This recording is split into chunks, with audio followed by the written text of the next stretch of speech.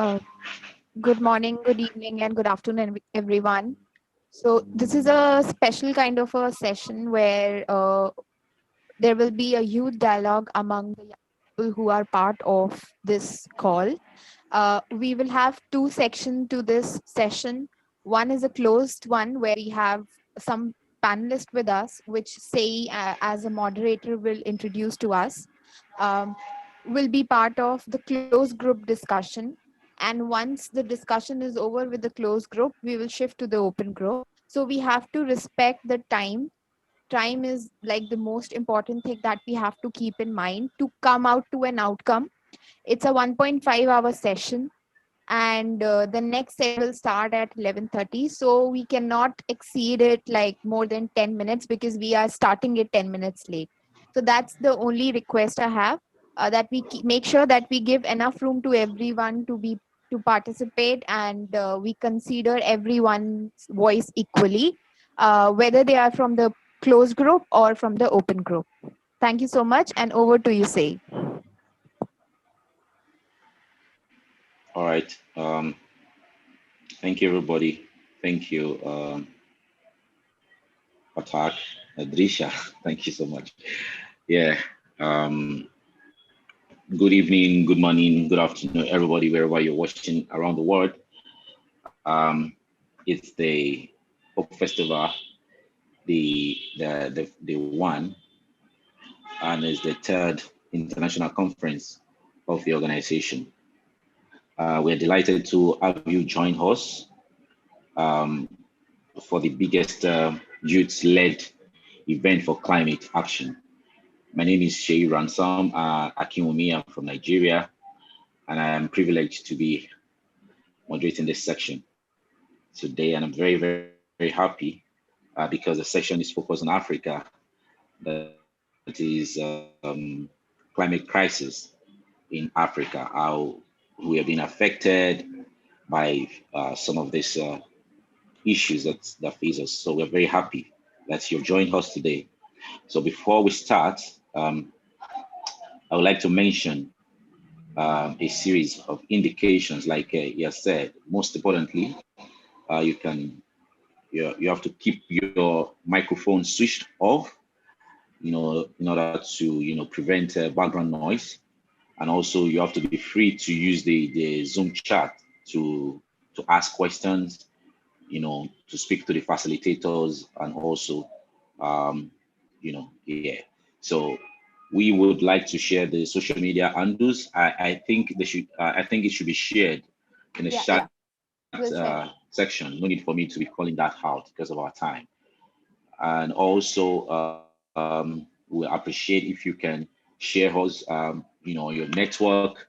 You use the hashtags pop movement festival. Yes, everything you can check now. It's on the chat. So if you're tweeting, unfortunately, there's a bad news in Nigeria at the moment. Twitter was suspended yesterday, so most of us cannot really access Twitter.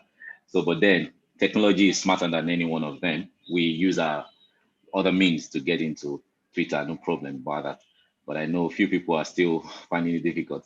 Yeah, so the Pop Festival is there for us. The hashtag is there, and you can follow us on Twitter. And also you can sign up for the Pop um, newsletters and the likes if you want to join.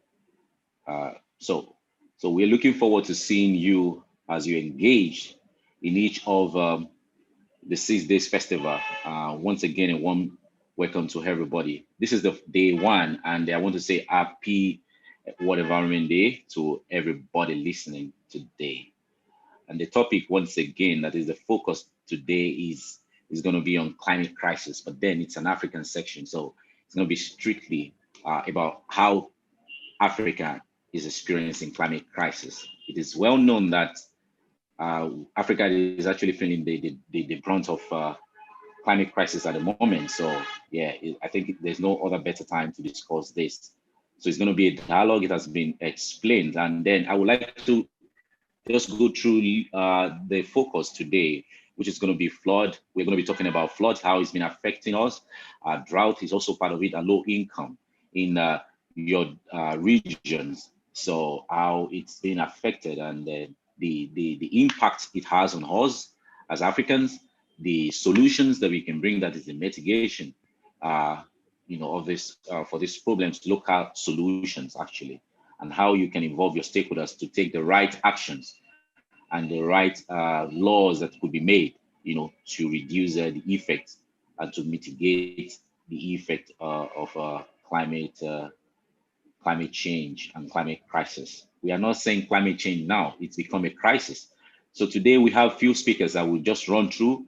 Seyi Adebote is a media consultant. I would like Drishya to put the speaker's profile on, just the brief profile. So we have Seyi Adebote, we have Gitaka from Kenya, from Heads Day Network Kenya. We have Levy, we have Afronelly Wonne, Meda Hope, she's from Uganda. We have Mkhize from Ghana. We have Jovis from Cameroon. We have Samuel Okorie, Pop Nigeria Initiative leader in Nigeria. And we have Mkhize from the University of KwaZulu, Natal, South Africa. I want to say welcome, you guys. Welcome again. So the questions will be very direct, and you just have 2 minutes to answer each question. I don't want us to be overwhelmed and emotional about this. I know this is a big problem in Africa. Sometimes we might be very emotional, but then we need to be conscious of time. And I will humbly request from all our panelists to answer those questions quickly, and they should be asked about it, and also respect other panelists, and they should prepare the ground. Each time you're giving your answers, you have to create a kind of platform for the next speaker. And also you should respect the duration of time, so that we won't have to waste much of our time here. But then our speakers are divided into 3 parts. So those speakers will not be speaking on the same subtopics or the same issues that we are going to be treating today, like I've said. So Jovis, Mkhize, Chibeze, Afronelly will be talking on flood, how it affects Africa. So if I'm calling your name, or if I'm, asking you questions and you have to answer, then you have to, strictly answer based on your focus. That is the area that you have been given to speak on. And low income, we'll be having 2 Nigerians who will be talking on about the low income, how it affects the African community, and that Seyi Adebote and Samuel Okorie will be doing justice to that. And then drought is also a very big issue in Africa. And we have just 3 speakers, panelists that will be doing justice to this. Levy, Meda, and Gitaka, you will be talking on this. So I would like to start with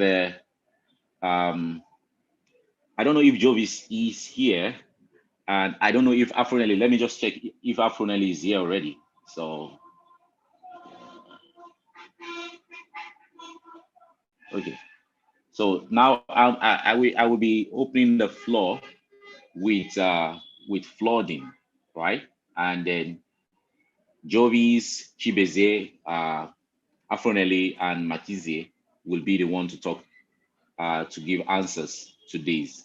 And then we all understand how flooding is very devastating for poor communities in Africa. And every year, African communities experience heavy downpour, and which often results into flooding. And the flooding in turns bring death, destruction, and property to properties and crop and even livestock in Africa.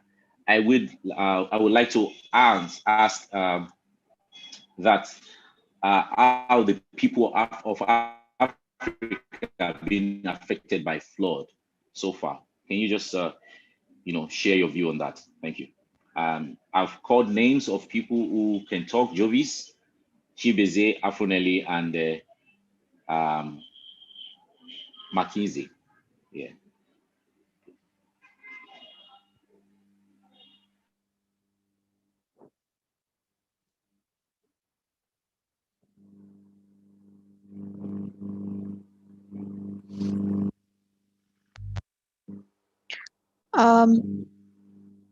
Can you hear us, Mkhize?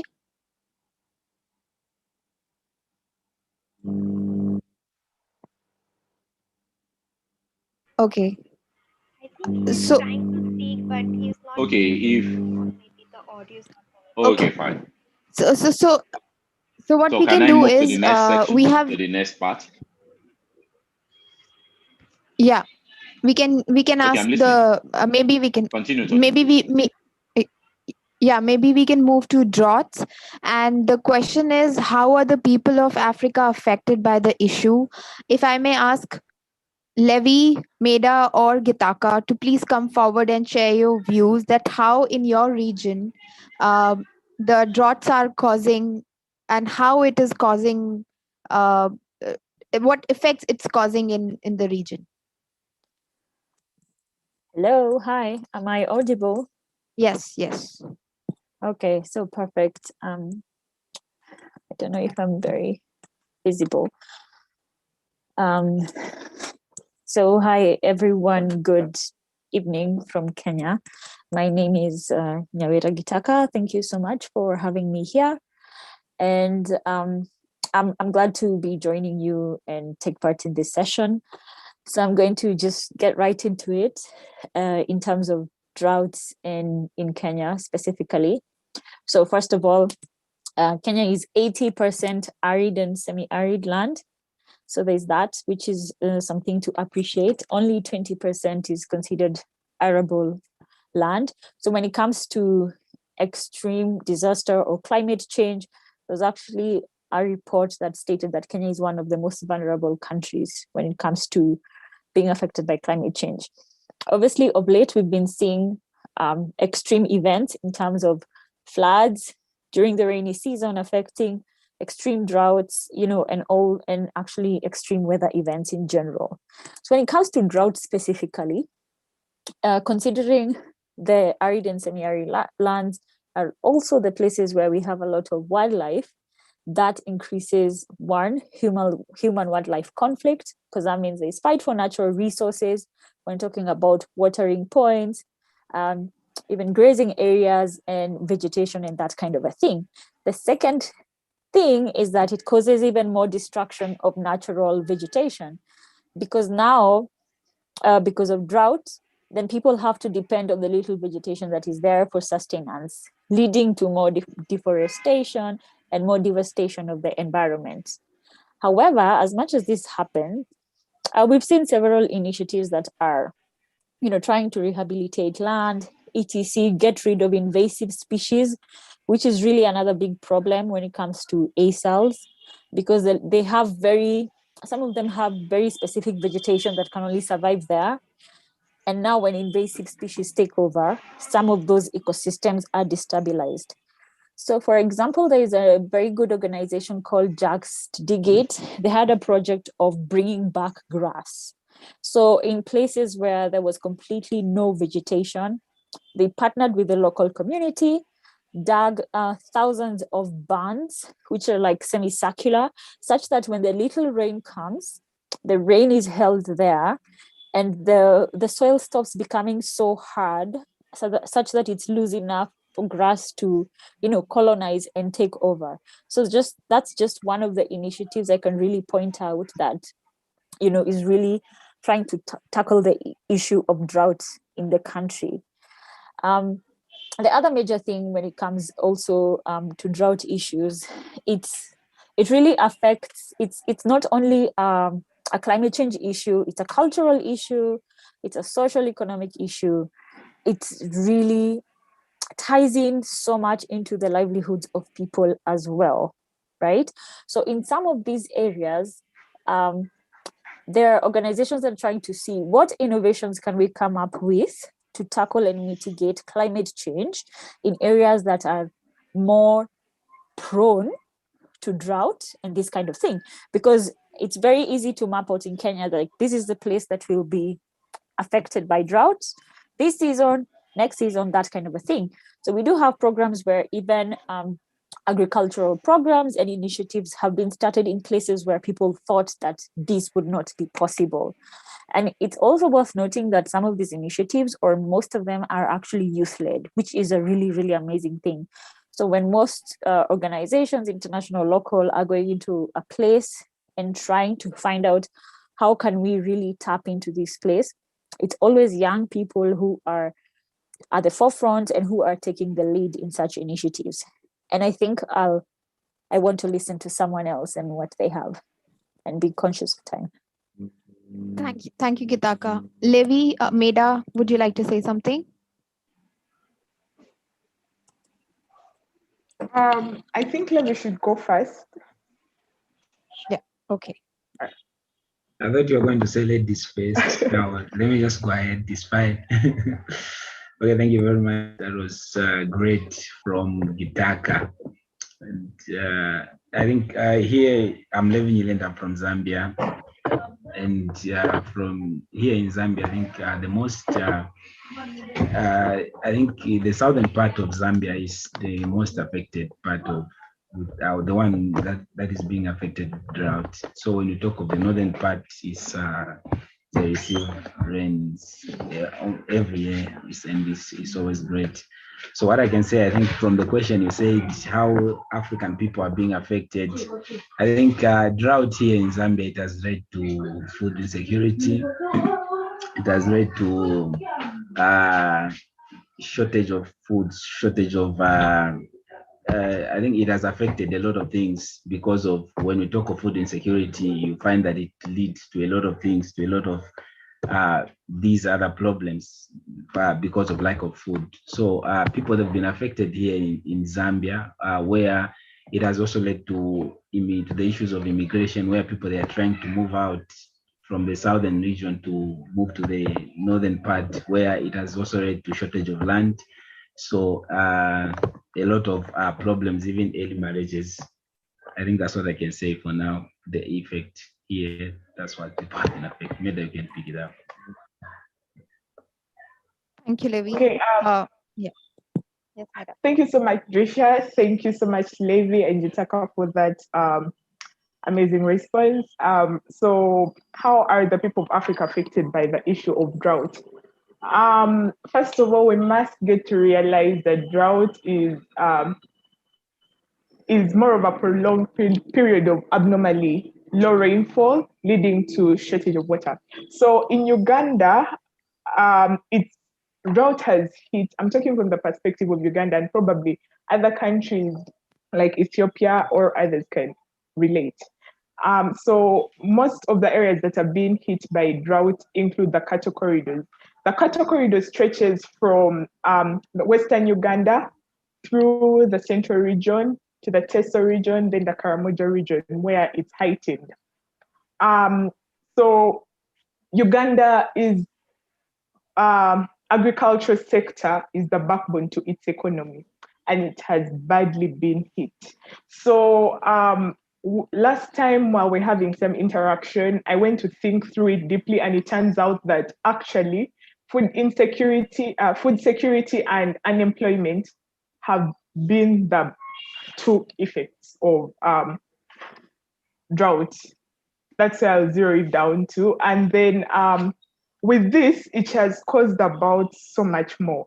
When you talk about the food security itself, there's so much vulnerability and poverty amongst the people in these regions that have been hit by drought. And so they are prone to other cases. For example, I brought in the issue of environmental migration, early marriages, and child marriages, because tradition is what drives people in some of these areas. Karamoja region being the area heightened by drought, it's full of tradition. So to them, dowry is now a source of food, the cattle that is obtained. So these girls are made to get married at an early age. So if we go deep into this, we'll get to know that this climate crisis literally affects all the sustainable development areas. However, we zero down to unemployment and food security. Yeah. Thank you, Meda. Um, All right. so, relating to this, the next question that I want to ask you that what is the scale of impact? Like we got representation from three different countries from Africa region, is Uganda, Zambia, and Kenya. So, at what level and what is the scale of impact? Like how much percentage of the population gets affected?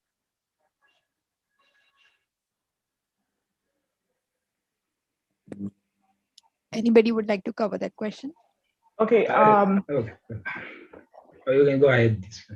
Right. So I'll start because I think I have the context closer to me.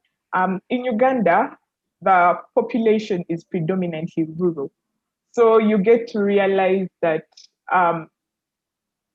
most of the farmers, since this effect of drought hits the agricultural system most of these farmers are small scale holder farmers.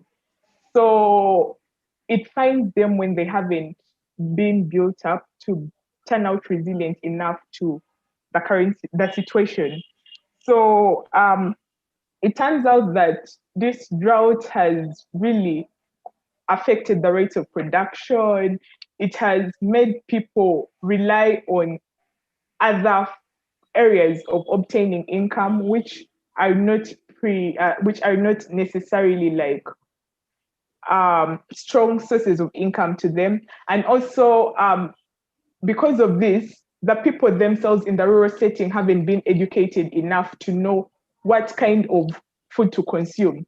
So someone is not able to survive within their means. And really, the number of people that go down to rural setting to educate these people on how to survive within their income status rarely exists. So they are prone to have problems like malnutrition. And then now with the whole production process, they are prone to have low levels of production. Coming on to the other side of unemployment, yeah, when someone is not able to effectively carry out agriculture, I'm giving it from the Karamoja setting. In most cases, it leaves one seated gambling because if I can't grow crops, I haven't been empowered on any other alternative kind of economic activity to do, or I haven't been trained on resilience to the current situation. How am I going to move on? So you find that most of these people actually, for the old people who are supposed to empower the youth that side to cope up with the situation. You find an old man deciding to let his girl get married at the age of 14 because he can't grow crops. Others have resorted to prostitution, whereby girls are being sold from Morocco to other countries, neighboring countries, as prostitutes because the major source of income to the house has failed. And they do not have knowledge on alternative sources of income. Yeah. Thank you, Meda. Levy, Yes, that's powerful, Meda. I think I'm also she's speaking as if she's also from Zambia. So what I can say is when I say the southern region is the most affected part of the ones that they are being affected by drought. What I mean is, as Meda said, to say in Africa, I think almost every country, agriculture is the backbone of food security and also even economic development, not only food, but even development. So you understand that when the southern region is affected, then there'll be a shortage of food in the country. So almost everyone will be affected. So it's not only farmers, but this being the source of food and having the staple food as having maize as the source of the staple food. So if there is shortage of maize, then almost everyone is affected, even those who are not who doesn't practice agriculture. So like for example, in the season of 2019 to 2020, I think about 45% of the population was affected by drought. So it's a big number, because being a source of food. So if we have shortage, it means everyone is affected. So that's what I can say on that one. Thank you, Levy, for pointing out and giving such important figures also to what you mentioned. I think it's for all those who are listening, the level of impact, to understand the level of impact, these facts are really important. I just want to ask if Gitaka has something to say. Otherwise, we'll move to the next topic, which is floods, if other members have joined us. Okay, perfect. I think the only thing I can add on to that is that in terms of scale of impact in Kenya, like I had stated, 70% or almost 80% of Kenya is arid and semi-arid. So when you talk about droughts, in many cases, usually up to half of the country is affected. Mostly pregnant women and children are usually very vulnerable, and we have children who are not able to go to school, primary and pre-primary school going children. And in some years, we have up to 3 million people who are really in dire need of food at any one particular time when we're in periods of drought. And in some cases, it has been declared a national emergency. I think like this was in 2017, just 4 years ago. It had been declared a national emergency then. So I think those are just some of the figures that can help you understand the scope of impacts in terms of drought in Kenya specifically. And in some cases, we've also had wildlife dying because of drought. Yeah.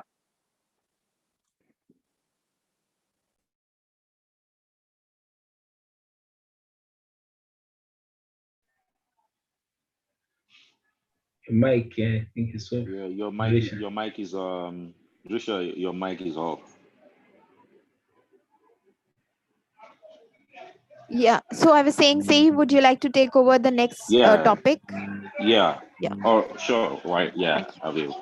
I think we should move to flood right now, since we have most of the speakers here at the moment. So we would like to talk about flood, and then we have Afronelly, Mkhize, and Jovis. We'll be talking about how flood is a devastating issue in African communities. So I would like to ask you that what is the how has flooding affect people, or is affecting people in your communities? And anybody can answer that question, how you are being affected by flood in your communities, your local or urban communities.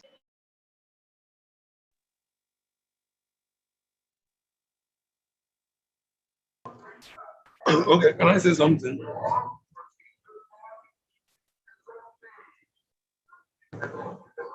Hello, can I say something? Yes, it is your section, so you are free to talk. Of course, you can start. Others can. Okay. With respect to a flood, I'm taking it to the urban area. If you talk about flood over here, I think it's one of the major challenges we are having, where we don't have drainage, where all those water or those flood can pass through. So, and also we see here that if we can create awareness to the people, because I notice that anytime that there's rainfall, people usually dump their refuge by the gutter side, and thereby causing blockage of the water from as in floating. So the case of flood over here is a very big issue, and it calls for concern. If we can, or if the government could intervene in the area of flood, I think it will go along with, because when we have flood here, we see at times it will penetrate to people's houses, people's shop, people goods, especially in the southeast, where anytime there's Ubasi, rainfall. just a second. So, Ubasi will be talking about what steps can be taken and what is the mitigation process in the next half. Right now, we are just focusing on how is it impacting, what are the effects, like how at what scale it is impacting, and then in the next half of the session, we'll definitely talk about the mitigation process and whatever suggestions each one of us have. Is that okay? Okay. Okay. I was saying Yeah. that it has a negative effect over here. And also the simple solution I'm thinking is the government will intervene, and also we should create awareness on how people dump their refuse so that it will not cause much, flooding. Thank you so much. Thank you so much. Thank you so much for your contribution. I would like to throw this one to Afronelly. In Nigeria and your local communities, how is flood, has been a major issue that you are facing, or how can you really describe it compared to other parts of the country, for example? Yeah. All right, good evening from Nigeria, Port Harcourt precisely. Well done, everyone. Happy World Environment Day. It would be out of place for me to start speaking without saying that. Okay, so I'd like to appreciate Obasi John for his input. He highlighted something very important.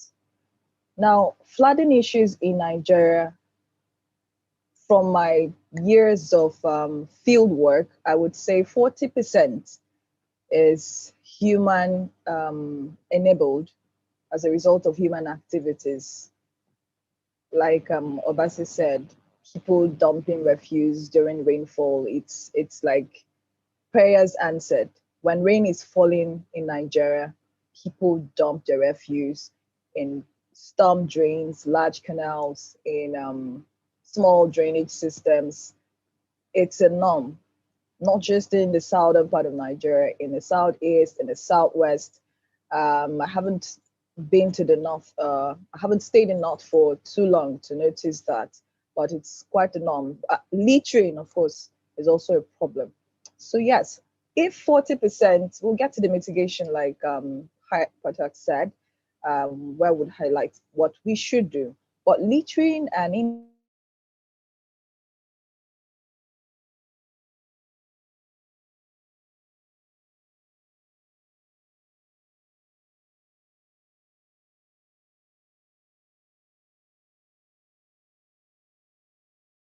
tonight, Port Harcourt to Lagos, and that's crossing over 6 states. Now, did I say six, maybe seven, between Rivers State and Edo State, those are the core Niger Delta areas, about 4 states, there was flood the entire stretch traveling. You could see along the east-west road, the water everywhere was, immersed in the flood.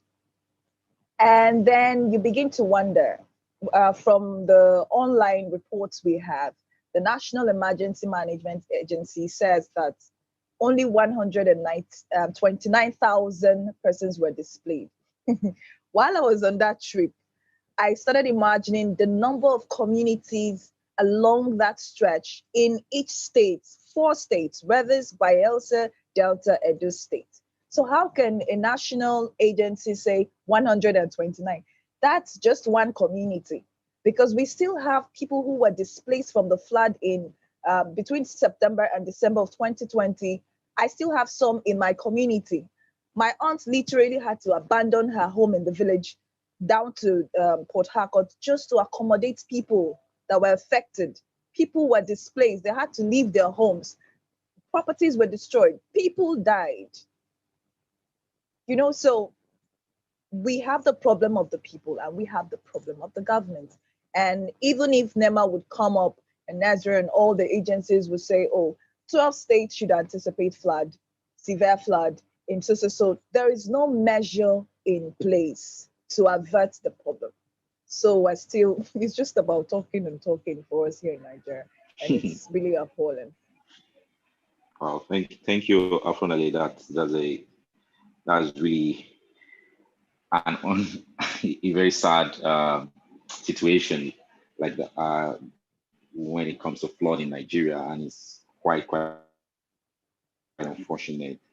But then we are still going to talk about the solution, because at the end of this, we need solutions, like solutions that are, that are applicable in our local communities. But I want to call Atama Chimeze to, share his own contribution, how the word flooding has been affecting you in your community, in your local community, in your country. And you just share your experience with us. And then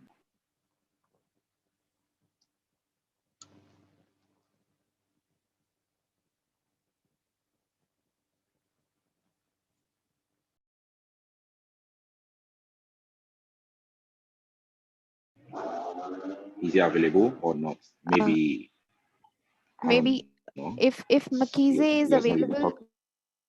Mkhize, would you like to say something? Otherwise, we'll move to the next topic. Mkhize, yeah. Mkhize, are you available?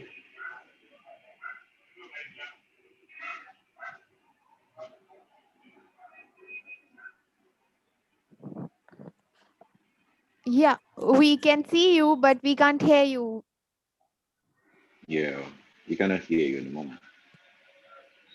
Can you remove your headphones and then try?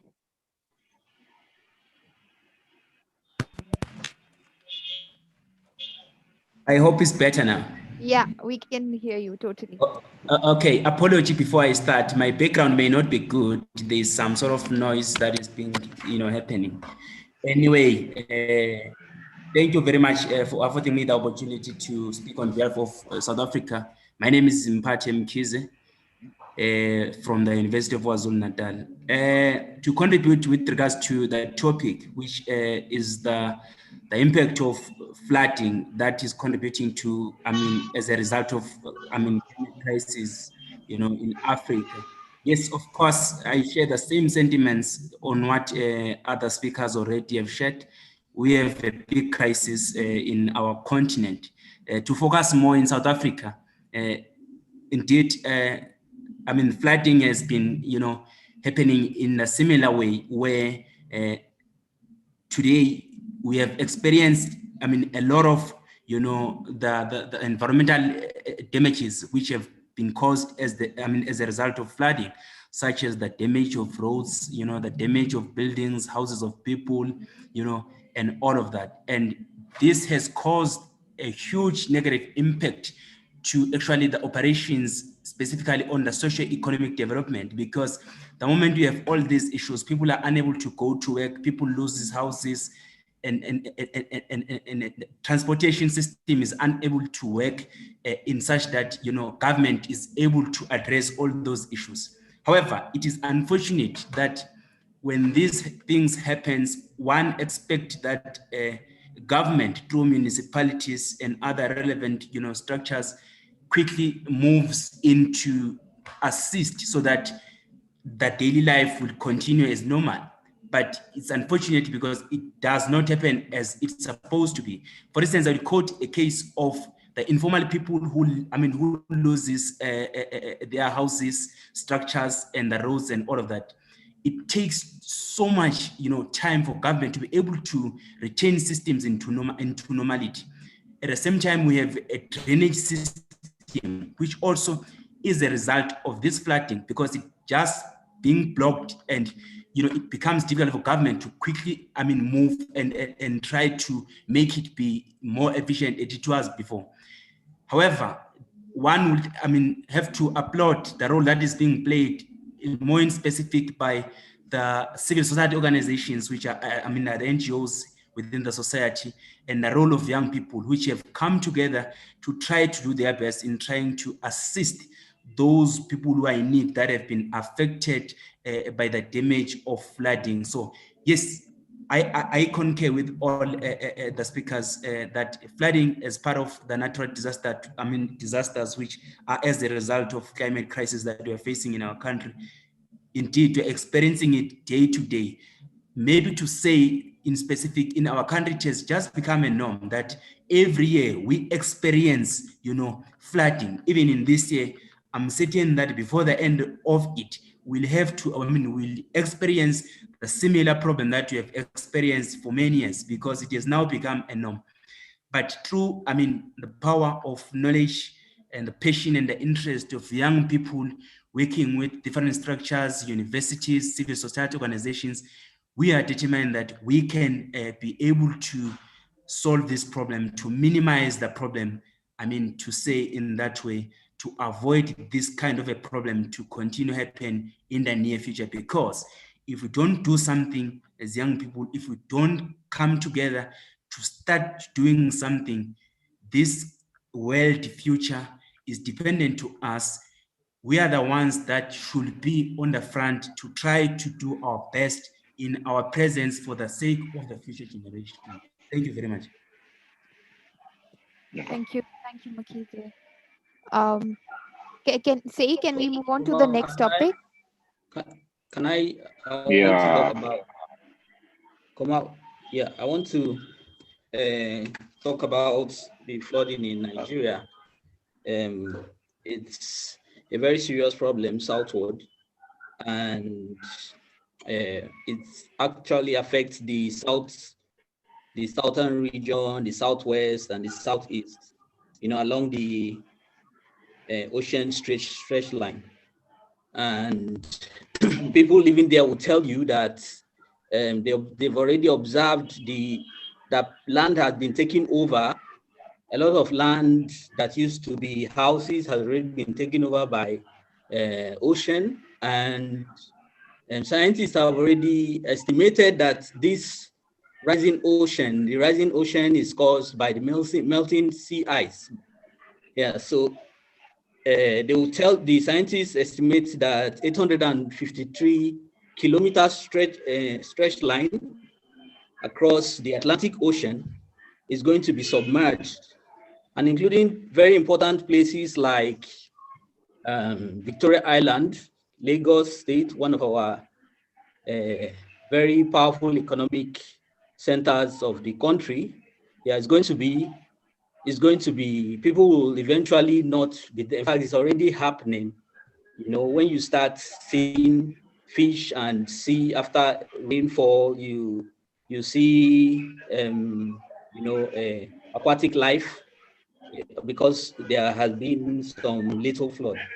And it doesn't only happen along the ocean stretch line, it's also affects some states, without proper drainage system. The extreme rainfall in Anambra State is causing where people used to live in Anambra State, some of those areas now, when rain falls, they have to get canoes, and they are swimming along their houses. That's how bad it is in Nigeria.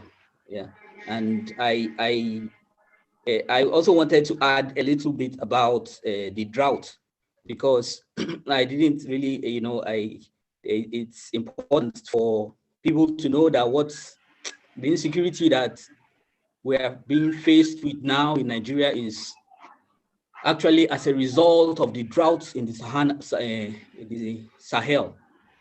Yeah, what happened is those places are becoming unlivable, and the terrorist organization ISIS has a network that is in Nigeria's sector of ISIS is actually Boko Haram. And what they are doing is they are recruiting people, they are recruiting poor, jobless young men that have no means of survival. You don't have any means of survival, and someone offers you a huge amount of money and gives you a gun and tells you, look, this is unemployment. You will rush it. So that's what is happening. And it has made migration, and migration is causing conflicts. The same northern, the cattle headers in the north are gradually migrating to the eastern and the southern parts of Nigeria, and while they migrate, their cattle eat up the farm, they destroy farmland, people run away from the farm.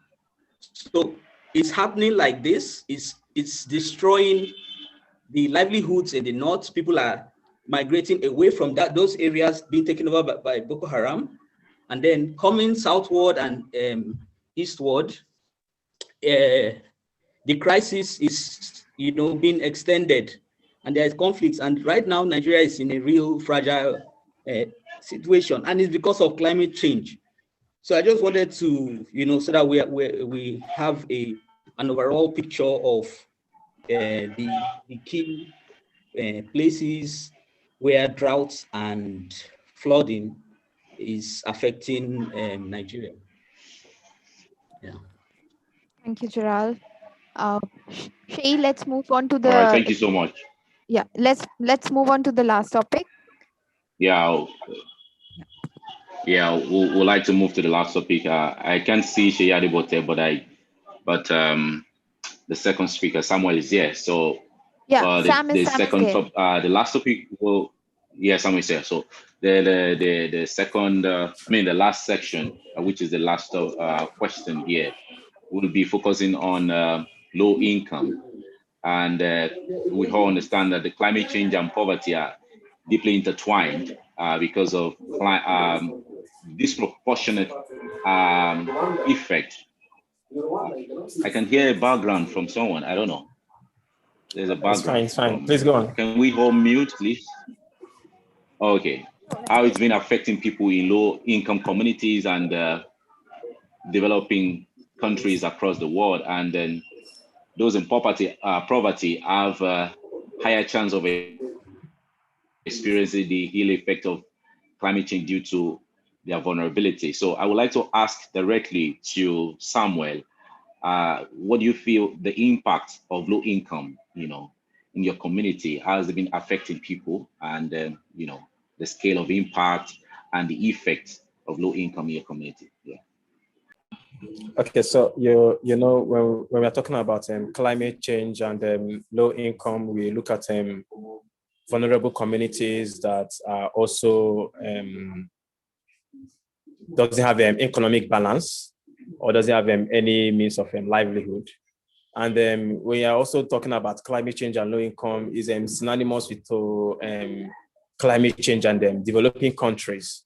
Okay, so because developing countries has more vulnerability of being affected when it comes to income gap. And then when you are looking at low income, we are looking at people from rural areas. Let me use that word. Yes, people from rural areas, and also how they are striving to mitigate the issue of climate change in their localities. Let's say, for instance, farmers, okay, who are from rural areas and who are being hit by climate change. You know that their food production is being affected. And let's use the issue of flooding, for instance. And then we know farmers need more of good climatic conditions for their product to thrive. And let's say it's being washed away by erosion, it's going to affect them so hard, and then it's going to affect food production. So low income hits on food production, it hits on livelihood, it also hits on survival as well. Okay, and then when people lack the necessary livelihood, just like what we're having here in Nigeria, we have food shortage is high, we have food scarcity is high. Once people lack that livelihood, sense of livelihood, they also lack sense of survival, and they go into a whole matter of things to make ends meet. So what can low income generate for developing countries or for countries like Nigeria? We have seen issues of herdsmen and farmers clash, okay? And then we have seen issues of rise in cost of food production. I was carrying out research in this regard, and I found out that rice, a bag of rice was sold as at 2011 to 2015 for within the range of 8 to 10,000 naira here in Nigeria.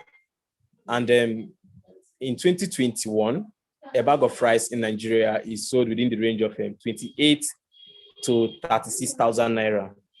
And we are talking about the issue of low income. So for people who basically their minimum wage is 15,000 naira, how do they survive? And the cost of food production is influenced as a result of climate change, which is telling on our land degradation, which also is telling on farmers, because once there is land degradation, they cannot farm. And once they cannot farm, that means they cannot be able to have equitable distribution of food supply. And once there's no equitable distribution of food supply, it's going to lead to inflation of food and distribution of those resources, which is definitely affecting our country as we speak now. And I know it's not just about Nigeria, it's also affecting other African countries. And not just other African countries, it's also affecting countries in Global South. Let me use that word, countries in Global South, in terms of food supply. So low income hits in these areas. And I'll be glad for us to know that over 50% of the world food comes from dry lands, and dry lands over 40% comes from Africa. And Nigeria has been known as the giant of Africa. But currently, based on what is happening in our country at the moment, there has been a whole lot of low shortage of food supply, and also leading to malnutrition as well, because people cannot feed well. So children are malnutrited. They are malnourished, rather. They are really malnourished, no nutrients, no food, and all that. So thank you very much.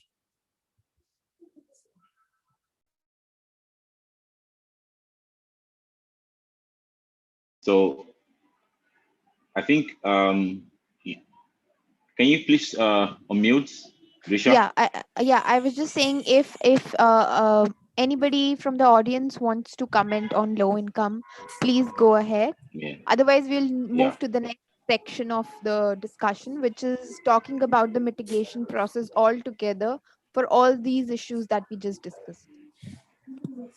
Okay. Hello. Yes, Afronelly. Yes, I'd like to add to what POP movement said, because I'm not seeing him there. The last It's somewhere. Yeah. Don't mind me, I'm just pulling your legs. Okay.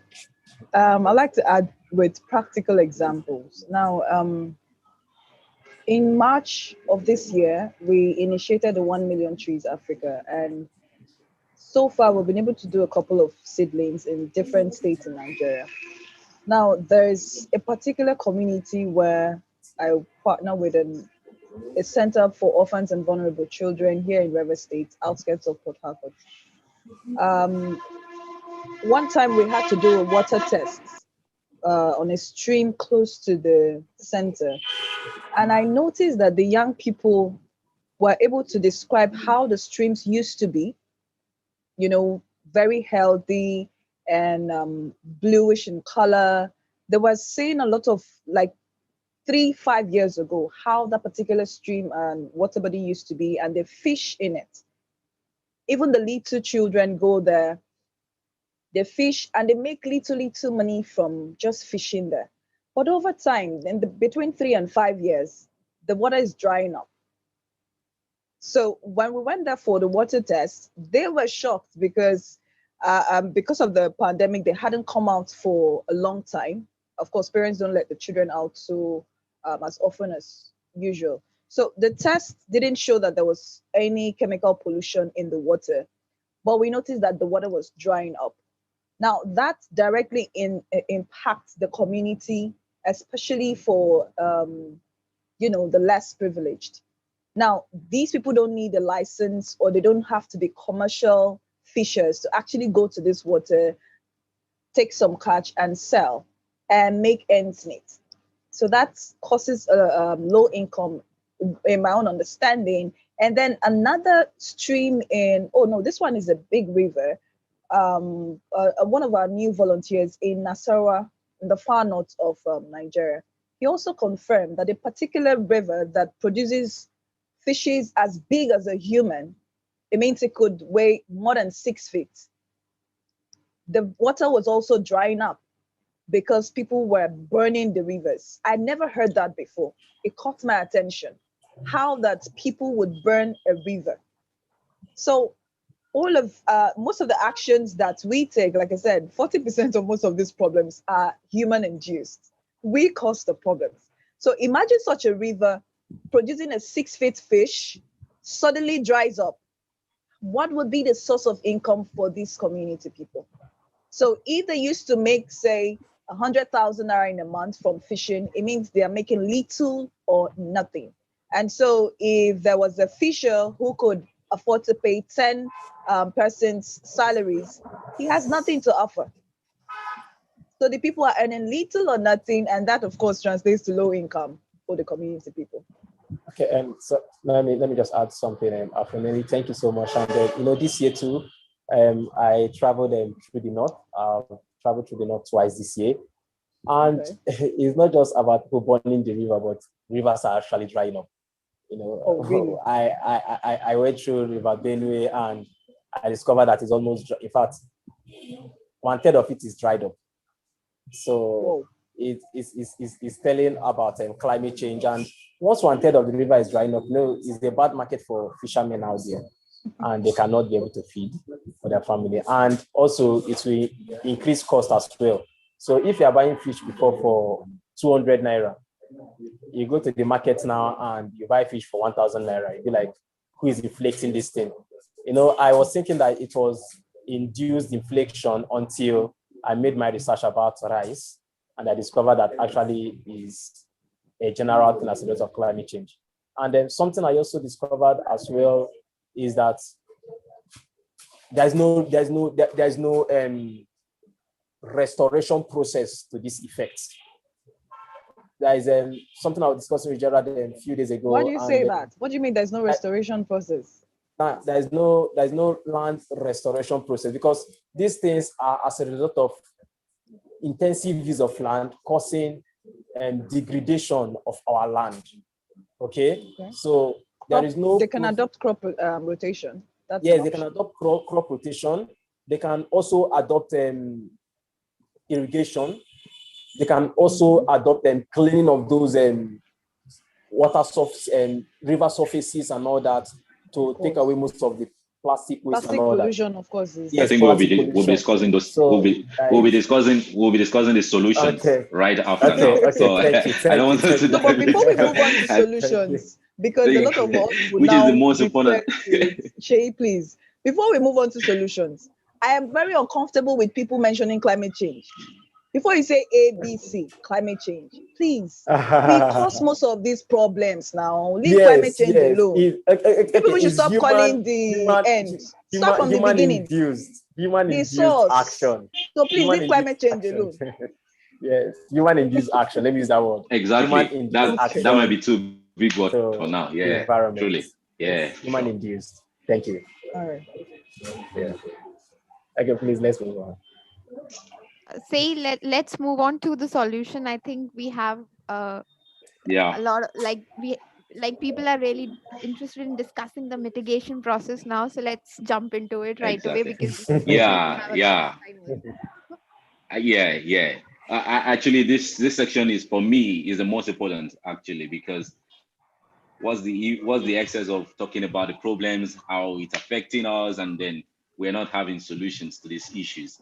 So I think this is the time for us to be able to talk about the next step of action, that is the step of actions or the step and actions that can be taken, to tackle these issues in our local communities. And mind you, the speakers, I would like us to be very simple with this solution.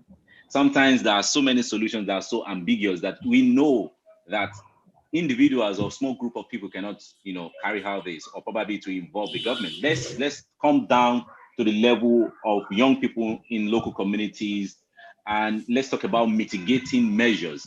Sometimes when we talk about solutions, it's all about taking the whole thing out of the whole thing. I mean, but then most of these issues are with us. That's a fact.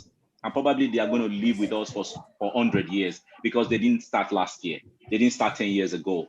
So how are we going to adapt? So we want to talk about the mitigating measures now, like the practical steps that that we can, apply in our local communities.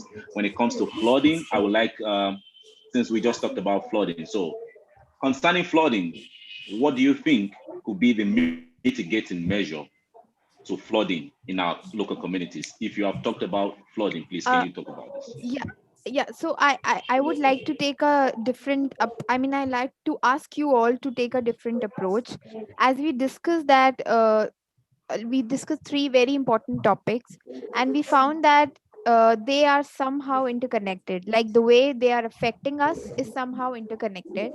So let's talk about the mitigation process in which as we move, we are able to solve our problems which are interconnected. And let's not just go like topic by topic, but on a whole, a journey where the needs can be met and the effects that the situation is creating can be taken care of at the community level in a simple form, like Seyi mentioned.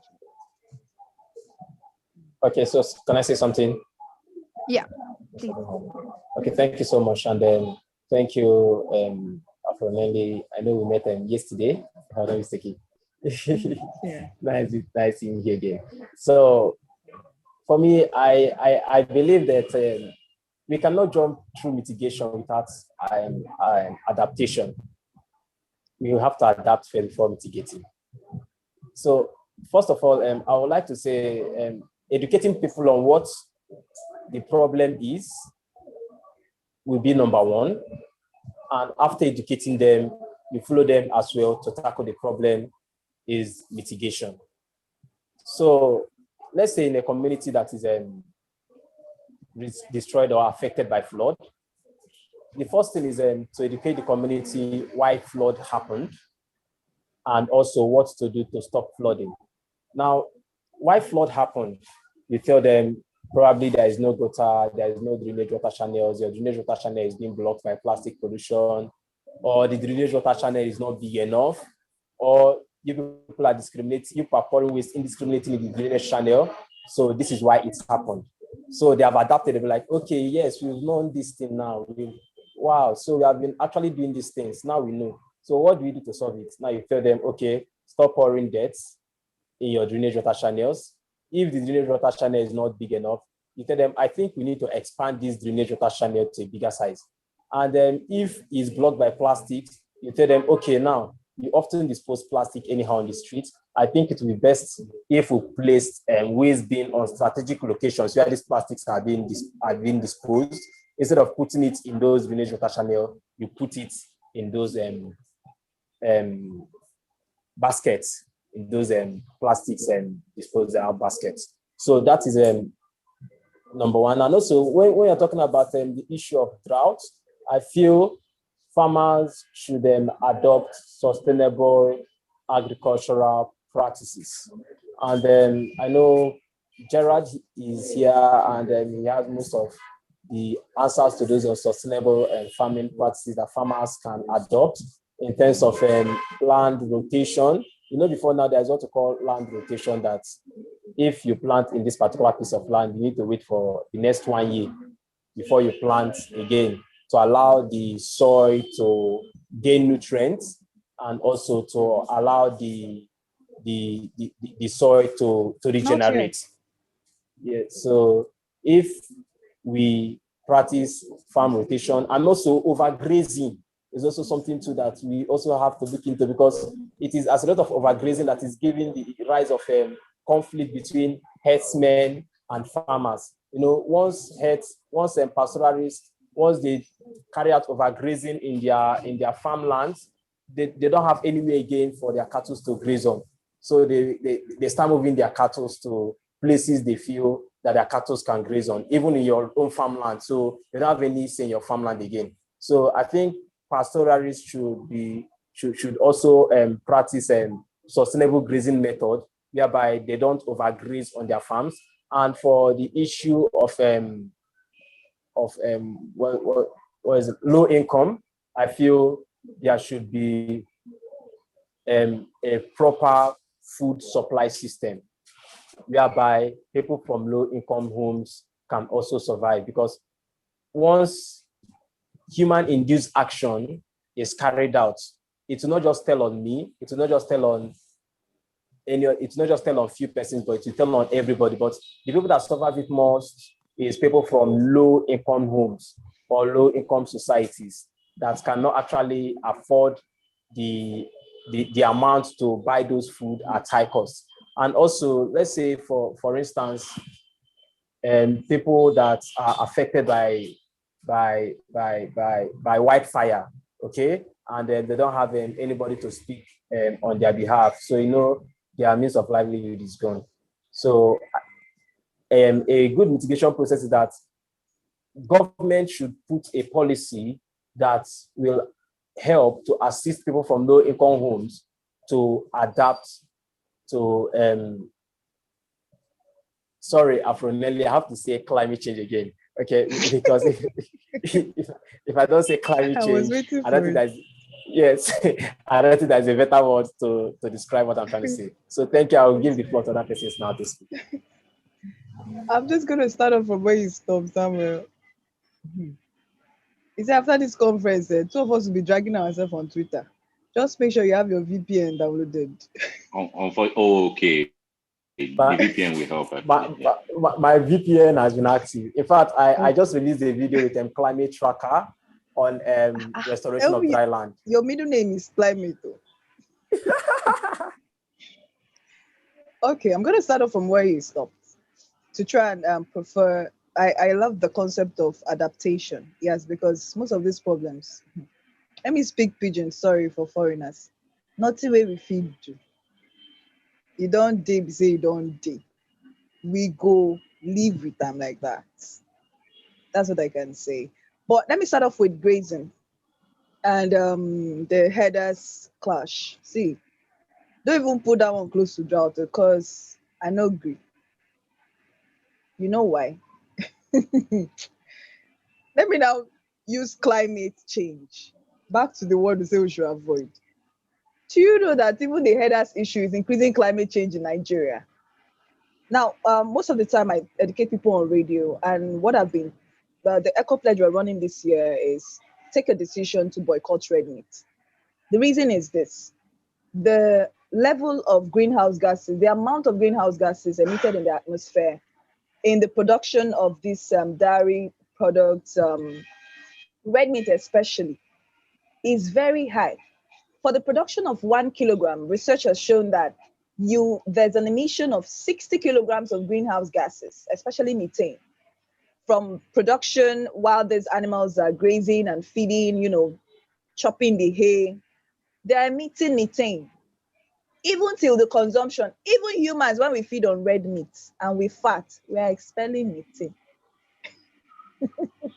And it's increasing global warming. So this issue of headers is something that Nigerians can actually solve, because all we need to do is boycott red meat. That's a decision that anyone can take to save the environment. I'm serious, because instead of emitting 60 kg of greenhouse gases, you can actually make a U-turn and do poultry. With poultry, for every 1 kilogram, you're emitting 6 kilograms. Now, if we all had to turn to fish, let's assume our water bodies come back to life and are lively and full. We're not emitting anything. So which one should we be? We'll be eating red meat. Farmers and headers are clashing. People are dying. We are still fighting and releasing methane. What is it? It's a bigger issue than that. There are a lot of you said we should issues. Give, if you do a lot of research, break it down, right? On this.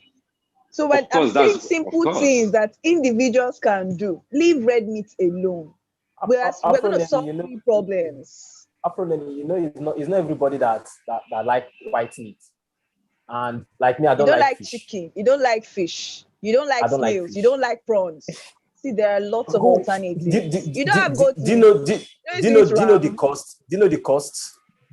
You know the Funny cost. enough, Most the of this red things meat has is cost most effects. expensive. No, red meat is more expensive than poultry, than fish. It's more expensive than ram and goats. I Yes, don't as think far as so. Nigeria is Make concerned. your research currently. Okay, Fish is more okay. You want So, expensive me to so now. start selling these things wait, now? wait, wait, wait, wait, wait, wait. We will not go into like the debate of which is Okay, sorry costly, which is about not. that. We'll just talk about the mitigation process because we have limitation of time. So yes, over to Thank you, you so much for Afronelly. the reminder. Okay, so yes, Yeah. to avoid the droughts and with respect to grazing, I think we can boycott red meat. Let me just leave it at that. Then, with respect So to flooding, people need to understand that plastic pollution now is on a global scale. And for us in Nigeria, whilst countries like Kenya and Rwanda have gone to the point of placing high tax on use of plastic polythene bags and even banning plastics, Nigeria hasn't gotten there. The Senate, the House of Reps, they have not even taken serious actions with legislating that there's high tax on plastic or there's a ban. So we're very far away from achieving a plastic ban in Nigeria. So what people need to do is get used to living with it. Now, one way we can do that is to raise their awareness and let people know that for the professionals in the built environment, for example, these plastics can be upcycled. Now, for Samuel and a few others who were with the conference with the Honorable Minister of State for Nigeria, a lot of ideas were shared there. There are people who are into bricks production from plastics alone. There's a lot going on. So young people need to explore such new innovations to beat plastic pollution. And that way, we would probably solve to a large extent the impacts of flooding. Because when you go to our water bodies, when you go to our drainage storm drains, our small gutters, everywhere is filled with plastics. Just 5 minutes flash flood in River State, everywhere is flooded. In fact, there's a particular time we did a cleanup where we evacuated up to 20,000 plastics from a school of health. One would think that a school of health should be the cleanest, but we evacuated up to 20,000 PET bottles. And within 3 minutes of the same rain that would probably last for 30 minutes, imagine water getting halfway of a jeep, like a jeep that is tall. That's how much the flood is. 5 minutes rainfall. But within the same 5 minutes, because we had cleaned 2 canals, the water just gushed into it. And people were shocked. So young people need to also understand that plastic is money. The moment they understand that, they adapt the entrepreneurship aspect of plastic recycling and upcycling. And then again, for us, we are building a library for the orphans with with PET bottles. We're not recycling it, we're upcycling it. But it's taking them time to actually accept it because people keep asking, oh, how durable is it? If fire comes, it's gonna collapse and all that. We also need to raise their awareness bar so people can understand that these plastic houses are even more livable and durable than the hollow block brick houses. So that's about flooding and low income. Have I mentioned low income? No, low income again. I'll still come back to plastic because the people in these areas need to know that the more there is debris on the water bodies, the more, these plastics are chemical carriers. So they are part of the reason why these rivers are actually drying up and, reducing their catch. And of course, UN says by 2050, we would have 50% plastics and 50% catch. So if we must reduce that, then people would have to stop the inflow of plastics from the source point. It means from your home, you need to sort your waste. People need to get used to it. And then we need to demand for, regulations. There has to be enforcement. We need to demand that certain things are put in place. This is where the government comes in. I'm going to wrap up with this. There's currently a constitution review in Nigeria. It would interest you to know that in the whole of South, the southern region, where the heat of the pollution, not one person made a presentation regarding environmental degradation in the southern part of Nigeria. Fortunately for me, I attended the first day and I wasn't comfortable. So I met one of the organizers, or let's say the guy took some liking to me. So that's part of the benefit of being a fine girl. So he beckoned on me and I expressed my distaste. And he said, oh, don't be too angry. You can actually present your own. I said, oh, brilliant. The next day, my presentation was ready. I was the only one who made a presentation on environmental degradation. And I got to find out that in the Nigerian constitution, only one aspect talks about the environment. And it places the right of protection on the federal government. So it means that in regions of emergency that are at the state level or regional level, the states involved cannot legislate and take action except the federal government intervenes. And that's why in Port Harcourt, for example, we have been living in black suit for the past 6 years and nothing has been done. Because each time we go to the House of Assembly to do a protest, the governor, the House of Assembly members will refer us to Abuja, the Federal Capital Territory. So that's a major problem. So young people also need to get involved with the process, demand for enforcement and implementation. So thank you. Thank you so much. Thank you so much, Afronelly. I Much think of our Mkhize- time has been taken. Yeah. I think Mkhize wanted to say something. So, yeah, concerning the mitigation and the Mkhize, yeah. Please, just 1 minute, please.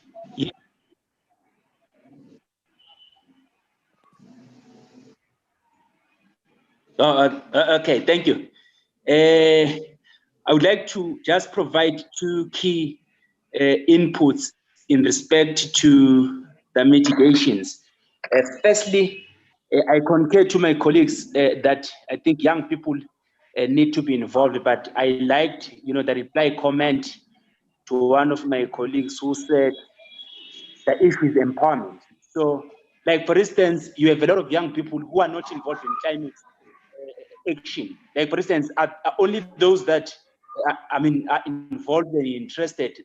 The other group that has nothing to do with around issues of climate, whether in studies and all that, they don't know anything. So I think we need a lot of much mobilization to mobilize young people as much as we can, so that everyone will be aware about the action that is needed. That's the first thing. The second one, I think, is also on the government part, which I call for sustainable development other policies that we need to be put in place.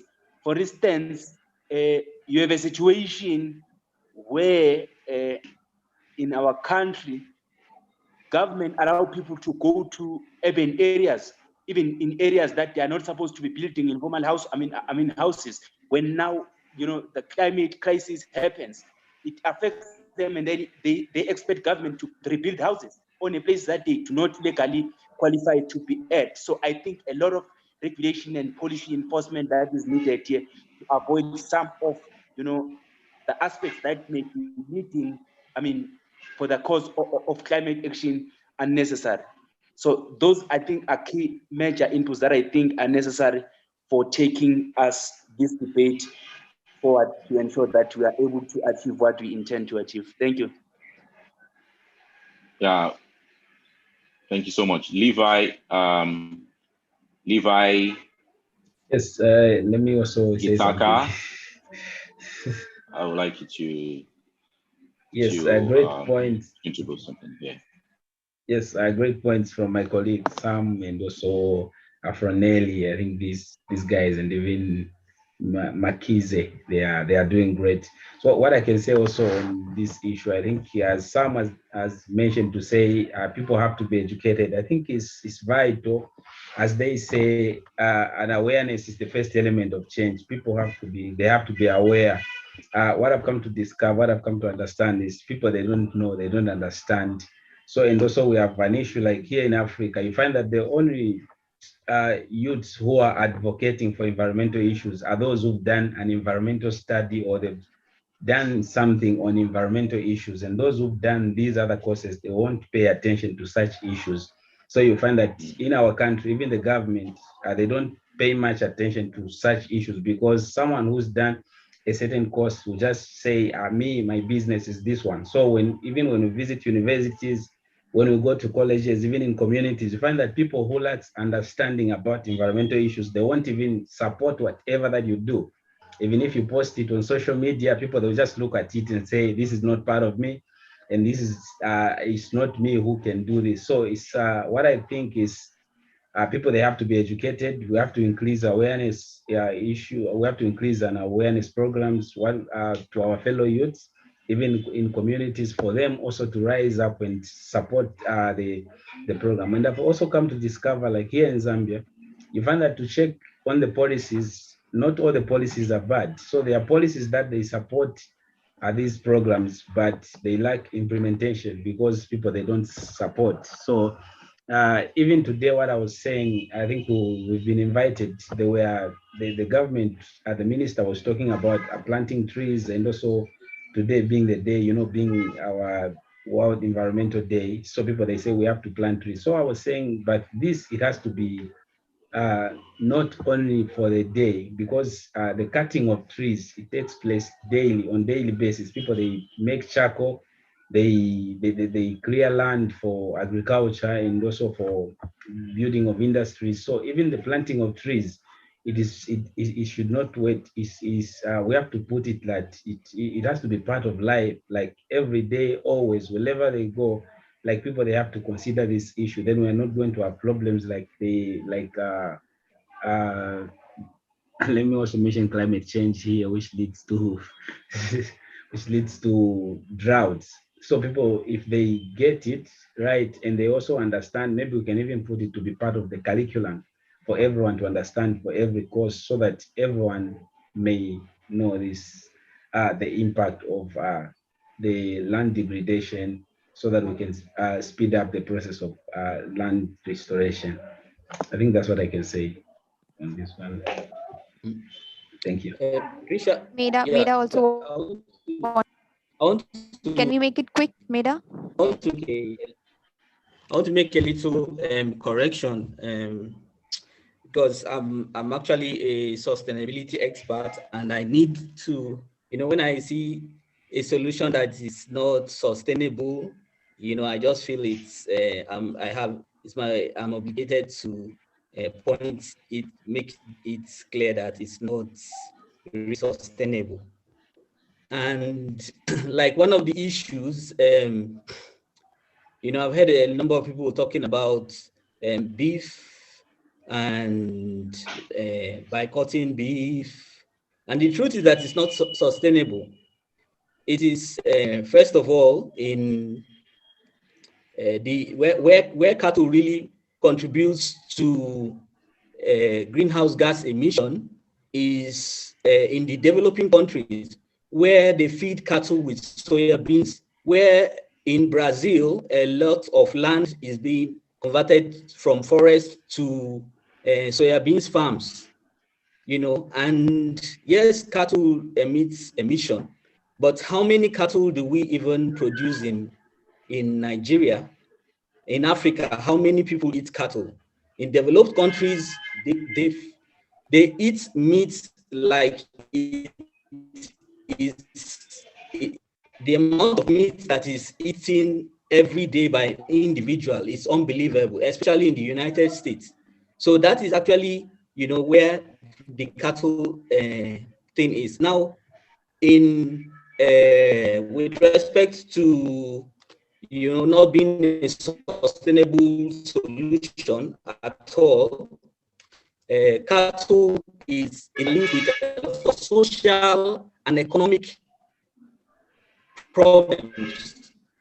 It's just like saying boycott the livelihoods of all the cattle headers in Nigeria.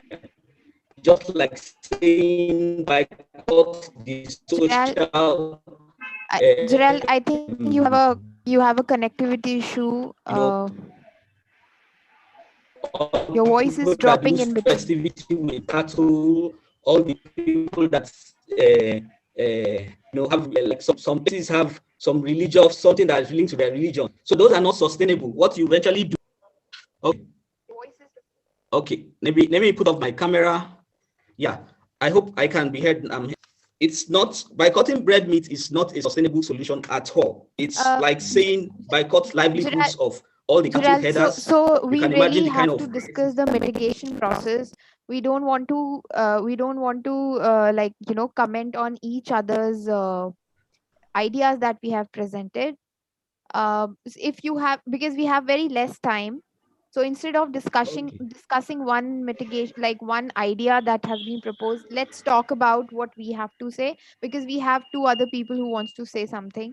So if Okay. you have to add something, please Yeah. go ahead. And Yeah. we request everyone to take just 1 minute to mention what they have to say, and so that we can cover up the call to action, which is the most important part of this session. Okay, let me just round up, the mitigation. Now, for flooding, people don't know that trees are actually machines on their own. Trees have some things that they do, and transpiration from reducing evaporation to slowing down water runoff, to making, in a common man explanation, that water that goes to the cloud, you store it in the biomass of the trees. Where you see trees is actually, there's a lot of water in those trees and in the soil that is being covered from the water being taken up and falling down as very intense, heavy rain and causing a lot of flood. So, trees have a lot of roles that people don't know that they play. So my own recommendation is still planting trees in those areas very much. Those riverine areas, if trees are planted, the water beds, the rivers will come back to life. Yeah. So thank you very much. Thank you, Chiral. Meda, can I request you to please, whatever you have points, just cover it in a minute, and then we'll move to Willie, and then we'll just come back to the last part, which is the call to action. Thank you so much, Drishya. So I really give bravo to Sam and Levy for the point they brought up on education, because once masses are not educated on causes and outcomes of certain situations, there is no way we expect any form of progress with the process of mitigation. I do agree with that. And then the other point that I would want to add is early response to problems. In most cases, we tend to drag implementation of projects that can be done in a snap as soon as the problem happens. Because once you drag the process, we are increasing on the effects that are going to come out. I'm talking about the drought experience, because as soon as most of these things happen, as soon as the floods happen, there are things that we can hold from happening in the future. But once these things are not taken care of in the first stages of the problem, we realize that many issues come in. Yeah. So that's one. And then the other thing is programming. Most development agencies and government as well needs to program. In this case, for the drought, they need to introduce drought risk financing, whereby they use the community to access development initiatives.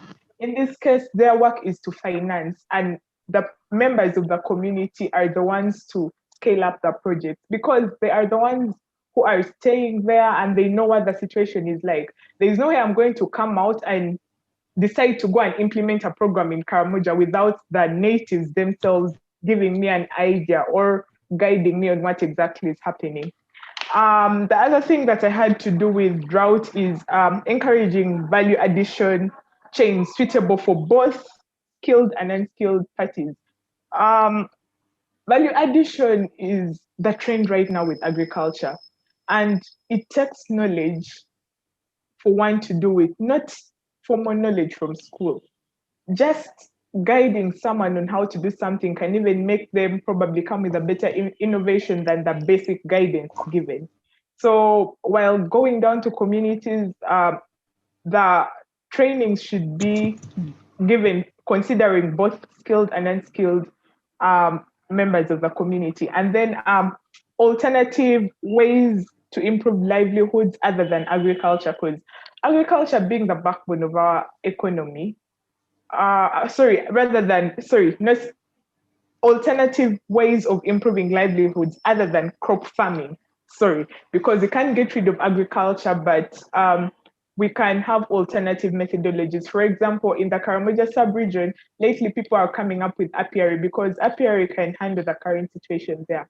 So you find that the Karamojons are making money with that, but not all of them have knowledge. Yeah. Thank you for putting them like clearly in 4 points, and I think you have covered all the points. Can I ask Willie now if he can cover his points like in a minute? Thank you very much, and I'm really delighted to join you on board. I'm really sorry for the previous section where I had to act as a moderator, and due to some technical reasons, I could not actually meet up. So I'm really sorry for that. Now, coming back to the discussion that we have on board, we are talking about mitigating related to the topic. So actually, I would like to propose that many people, when we are talking about this issue of planting trees, you know, it's just like a minister that will come and meet his people, prepare his speech, and when he comes down, he just sing the speech, he will just actually dictate. At the end of the day, he goes back. The population returns home without an idea. It seems that we are moving from we are moving from top to bottom rather than moving from bottom top. We should live from the population. I believe that if we actually engage the population in this issue, that is moving from the root, those that are actually living the problem. So if you move from the population, will actually be impactful. It will create more impact. For example, you will see you will see a geography, a teacher of geography, he will enter into the classroom, teach the course, talk about climate change, talk about issues, but without actually taking the children outside to implement an activity that will lead to reduce the effect we have on climate. For example, engaging the student on climate change, engaging the student, that is learning by doing, putting people in practice. And then you will see equally a nation, for example, a government that will be bringing up ideas like, for example, planting tree, like, for example, abandoning the use of non-biodegradable plastics. They're saying that we should abandon. What are the politics? What are the policies that have been put in place to help the population abandon these plastics? These plastics. We see that at the end of the day, there is no policy that has been put in place. We just have words, but we don't have policies to accompany those words. For example, let me just give you a simple policy that can be put in place. The government can decide, because we have seen that alongside the non-biodegradable plastics, there are biodegradable plastics. And the biodegradable plastics are more expensive than the non-biodegradable plastics. So we can actually subsidize, the government can subsidize the biodegradable plastics so much that people can go for it. They can actually invest money in it so much that people will go for it. You cannot tell people to leave a plastic for 100 francs and buy a plastic for 500 francs when they don't even have daily income. So what they will do is that they will go for the one for 100 because it's less expensive. But if you subsidize it and it is brought down to 100 francs, they will go for it. You make them to understand that we are actually affording this money for this plastic because this one that you are using, the former plastic was dangerous. So we bring this one, the price down to 100 francs, and we are shifting in 400 francs so much that you should use it. Now the population will understand the use of it, and they will see how you have invested in it, and they will go for it. Rather than just telling them that abandon, not only are they having a stomach that is aching every time because they want to eat, but you are asking them to lower their income to invest in common plastic that they don't really see. So that's some of the things that we should actually do. And we, the civil society, we should advocate for that. That is our work as the civil society. That's why you see, I'm thinking of bringing up projects. I've already started bringing up projects. For example, like a debate competition, where I will actually take the students will actually propose answers, propose solutions to these government leaders. We should go and advocate through advocacy on the policies we have in place. We should get advocating that they should define policies that will help the population leave these things, will help the population engage in climate solutions, I have the solution. And equally have a follow-up. We should not just put policies, but we should equally bring a follow-up program. Because most African countries, they have many policies, but there is no follow-up. You don't have a follow-up team that is actually there to ensure that the policies that were defined are actually implemented. So when we define those things, we should go down and we should implicate those that are in the local areas. We should not just put follow-ups in the centers while the local population is there, not having anybody that can actually follow them up, not having anybody that can educate them. Because the local population should have not only someone that will educate them, but someone that will follow them up throughout their activities. So those are some of the things I can propose. I have so many, but unfortunately, due to the shortage of time, I believe the future session, I will actually shift in more contribution. And thank you for your valuable presentation, because I've learned a lot. And thank you for the moderators that have been so insightful. Thank you. Thank you so much, Willie, and thank you everyone. But like we have a next session starting in 15 minutes, so we have still like some time to talk about the call to action, because that is the most important thing. We have to see how we are going to follow up this dialogue, because this is the first dialogue that we are doing. We'll do more of it, and we'll talk about different topics, and that's how we'll come up with solutions and also motivate each one of us to actually, we are already doing and we are already taking action, but the most important thing is that we keep motivating each other. So the purpose of this dialogue is to look for solutions together, and also be, yeah, just a second. Yeah, and so for that, um I have few proposals to mention for the call to action, and I would like to ask you all, what do you think, like in very, like very precise manner, one or two points that you want to give. So the first thing is that, as you all mentioned about, planting trees. So there are many organizations that are giving grants for such activities. So the first thing is that we together look for such organizations that are giving grants, and in regions, in African regions, so that the planting exercise can be adapted, and anyone among you who is actually working on ecosystem restoration or planting trees or any such kind of initiative, we can work closely and see what are the opportunities. That's the first thing. Second thing that I want to propose is that we continue these dialogues, and not just to the festivals, but in between, like as a series. We are going to have a very important session on the last day, which is the pre-climate aid forum, where we want young people to voice out their their issues, and also we want you to put these thoughts at different and various platforms, not just in Africa but other regions as well. So there are some opportunities that POP will definitely try and provide you in terms of advocacy, mentorship, and making networks or connection. But we want to know from your end, what is your call to action? And I would also like to ask Priyanka if she has something to, specifically related to call to action that she would like to mention. And we have Anna also here. I don't know if she's still there on the call. Anna? Okay. I think she's not there. Sorry, I wasn't able to take my mute Okay. off, but I'm here. Yeah. Hi. Thank you. So I wanted to introduce you to Anna, because she is also working with some organization on ecosystem restoration or planting trees. So the next discussion we plan, because today we don't have time, so we'll invite her, we'll talk to her that how it can be done and how funding can be generated for Africa region or from your region, if you want to take such kind of projects as well. So if quickly Anna can reflect on it like in 1 minute, then it's great. Otherwise, we'll plan next session where Anna will definitely come. Definitely. I don't know if you can hear me okay. I'm using. Yes, we can. Yeah? Okay, perfect. Yeah, so I work at an organization called Plastic Oceans. I work in Plastic Oceans Mexico, but it's an international organization.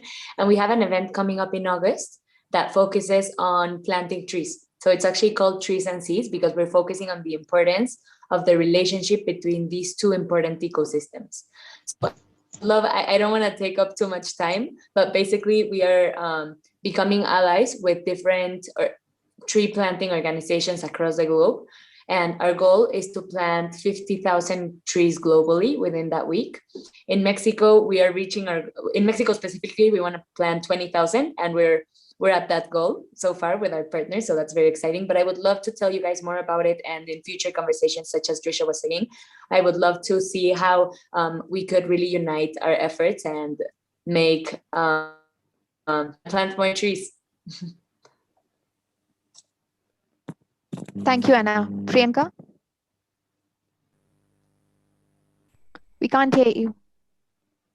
I think your headphones are not connected properly. Can you remove your headphones and then try?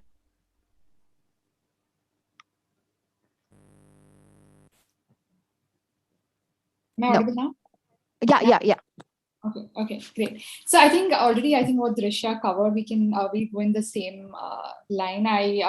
My foundation, which is the Edvis Foundation, works very closely with mentoring a lot of youth. And I think the space that Sam spoke about, spreading awareness and education, that's a space that we work with. So if there's any way that I would love to be in the next call that we have in terms of the action we want to take next. And maybe we can plan projects and, cross-border collaborations where we can support a lot of the initiatives that are currently being taking place in your regions.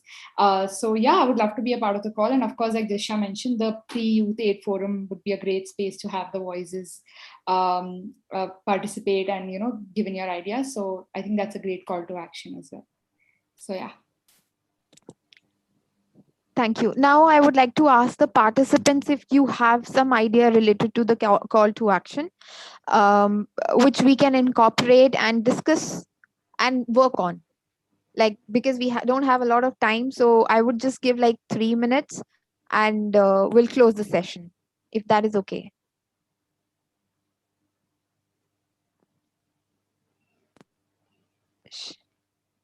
Seyi, do you have something to say? She is actually, Adebote, maybe. Yeah. Hi everyone. I joined in a little bit late. I was in another meeting, and I listened to the closing thoughts here, and I just want to say that it's amazing that we are thinking around solutions and also inspiring ourselves to be a part of the solution.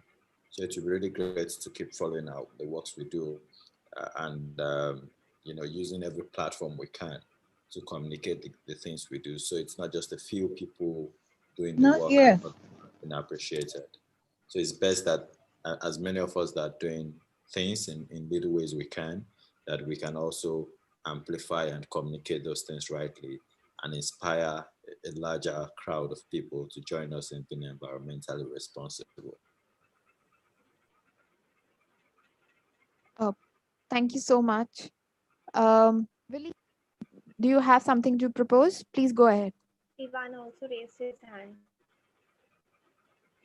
Okay, I'm so sorry. Ivan, Levy, Ivan and Willie, please go ahead. We have like 3 minutes to wrap up this session.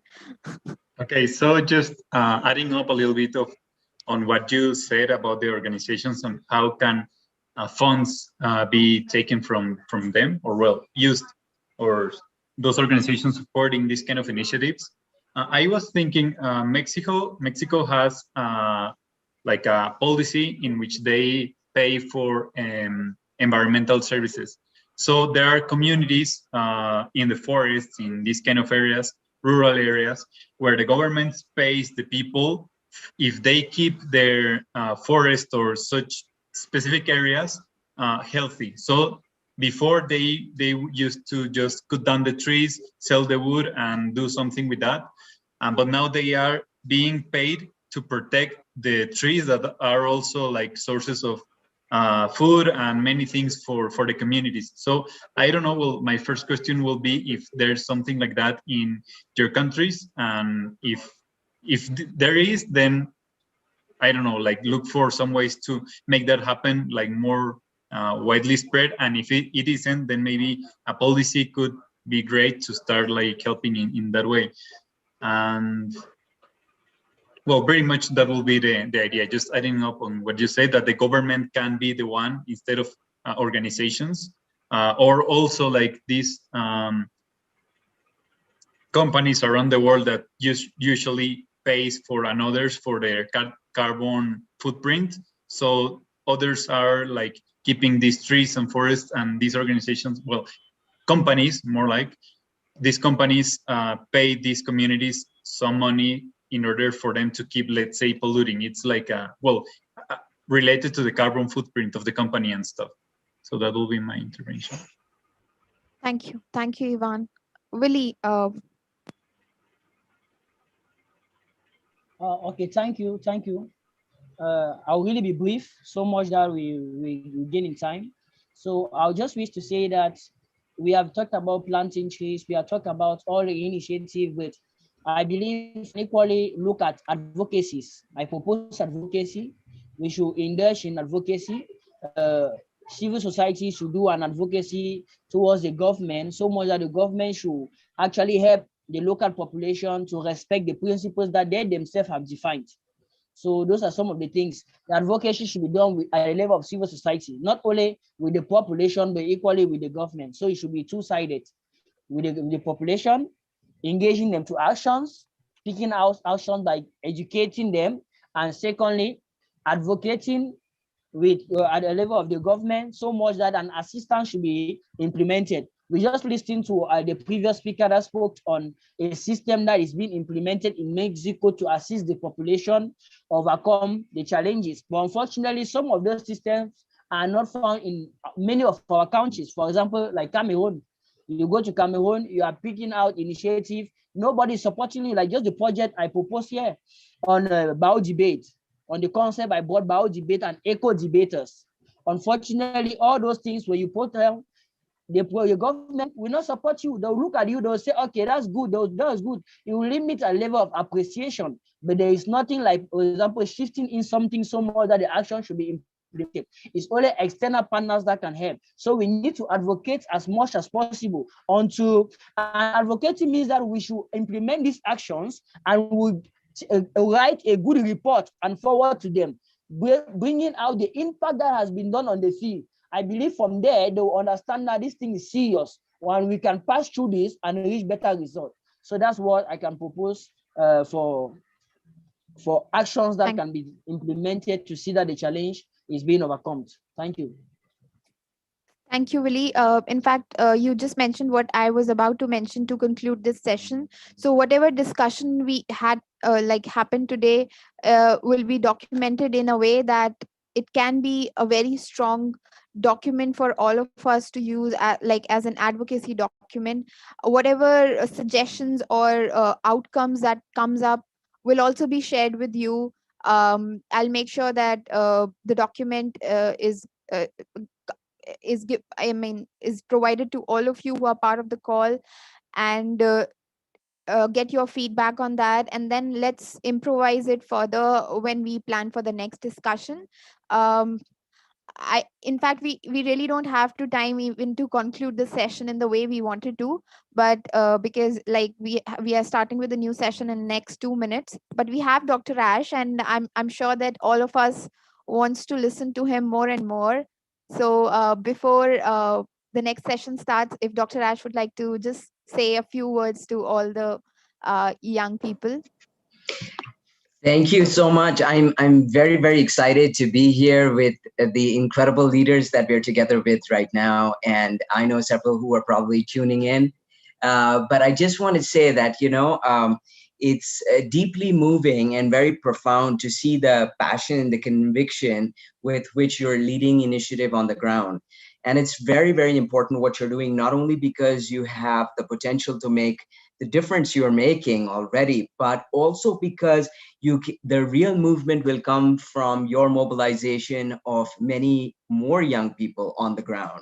So for those who are not physically in this room with us, or virtually in this room with us, more like it, or even being able to tune in later, it's really important that you amplify your voice, that you lead the way, and that, of course, through your intervention, which is absolutely precious, we're able to bring together the youth that wouldn't otherwise be here with us. And I think that, you know, for us to be able to make the progress that we're talking about, we cannot do it while we leave people behind.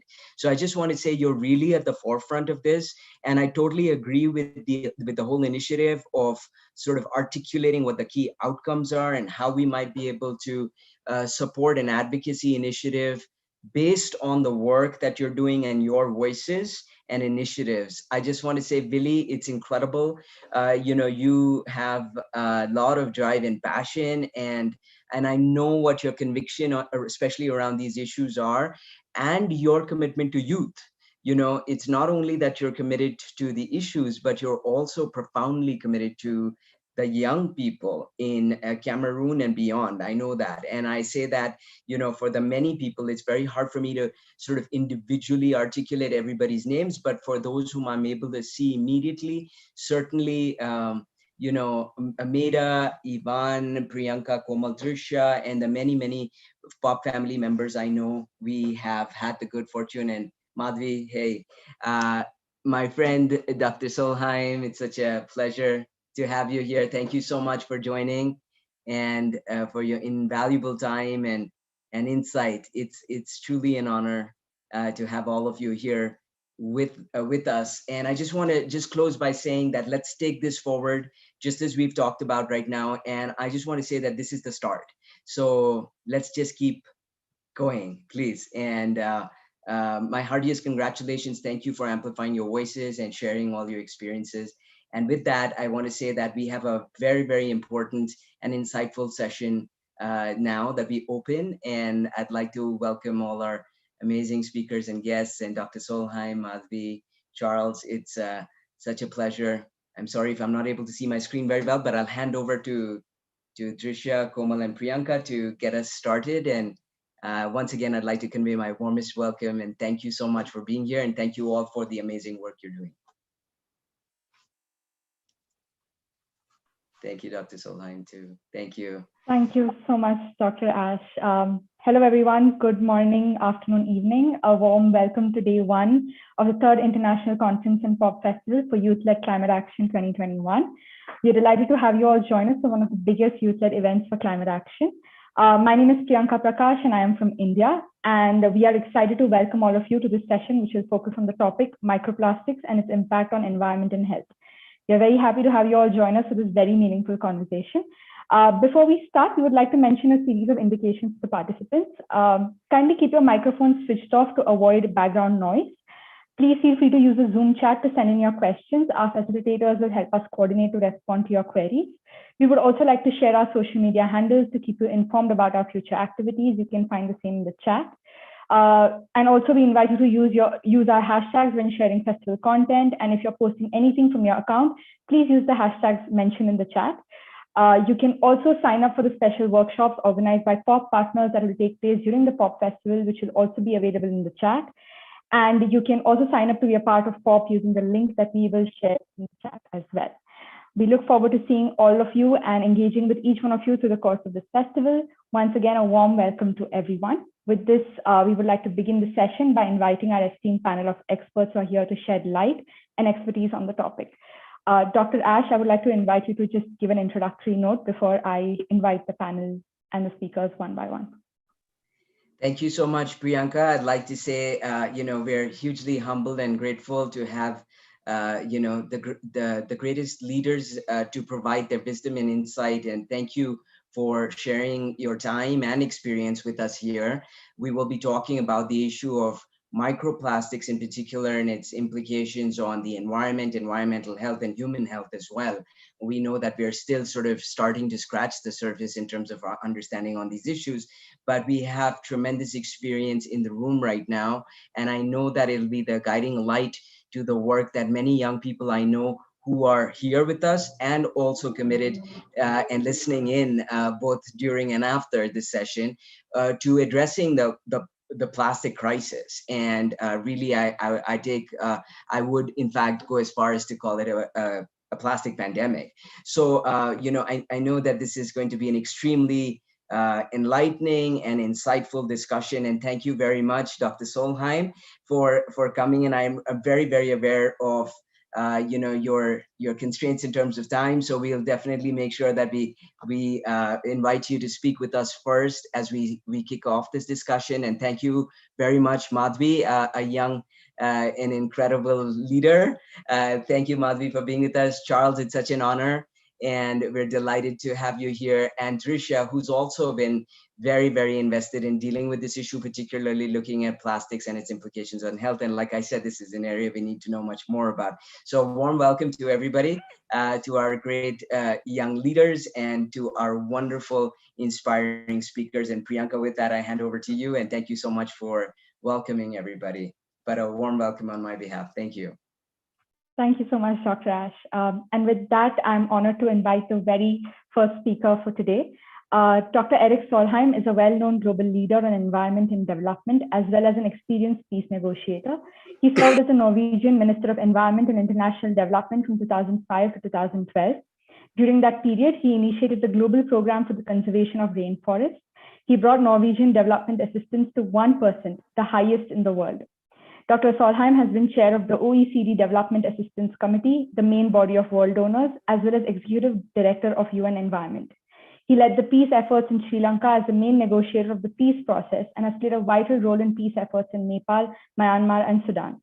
Currently, he's a senior advisor at the World Resource Institute and convener of the Global Coalition for Green Belt and Road, and also serves as the CEO of the Plastic Revolution Foundation. The latter is a newly found initiative that aims to eliminate plastic waste and pollution, beginning in Accra, Ghana. Dr. Solheim also advises and leads green private sector investments. Thank you so much, Dr. Solheim, for joining us today. I'm very keen on hearing your thoughts on the topic. The floor is yours. Thank you so much, and good evening to everyone in India. Good afternoon to everyone in Europe or America. I'm so pleased to be with so many young leaders to discuss this very important topic of the plastic waste to the plastic pollution. And I agree with Ash, it's a plastic pandemic really hitting Mother Earth, and we need to stop it.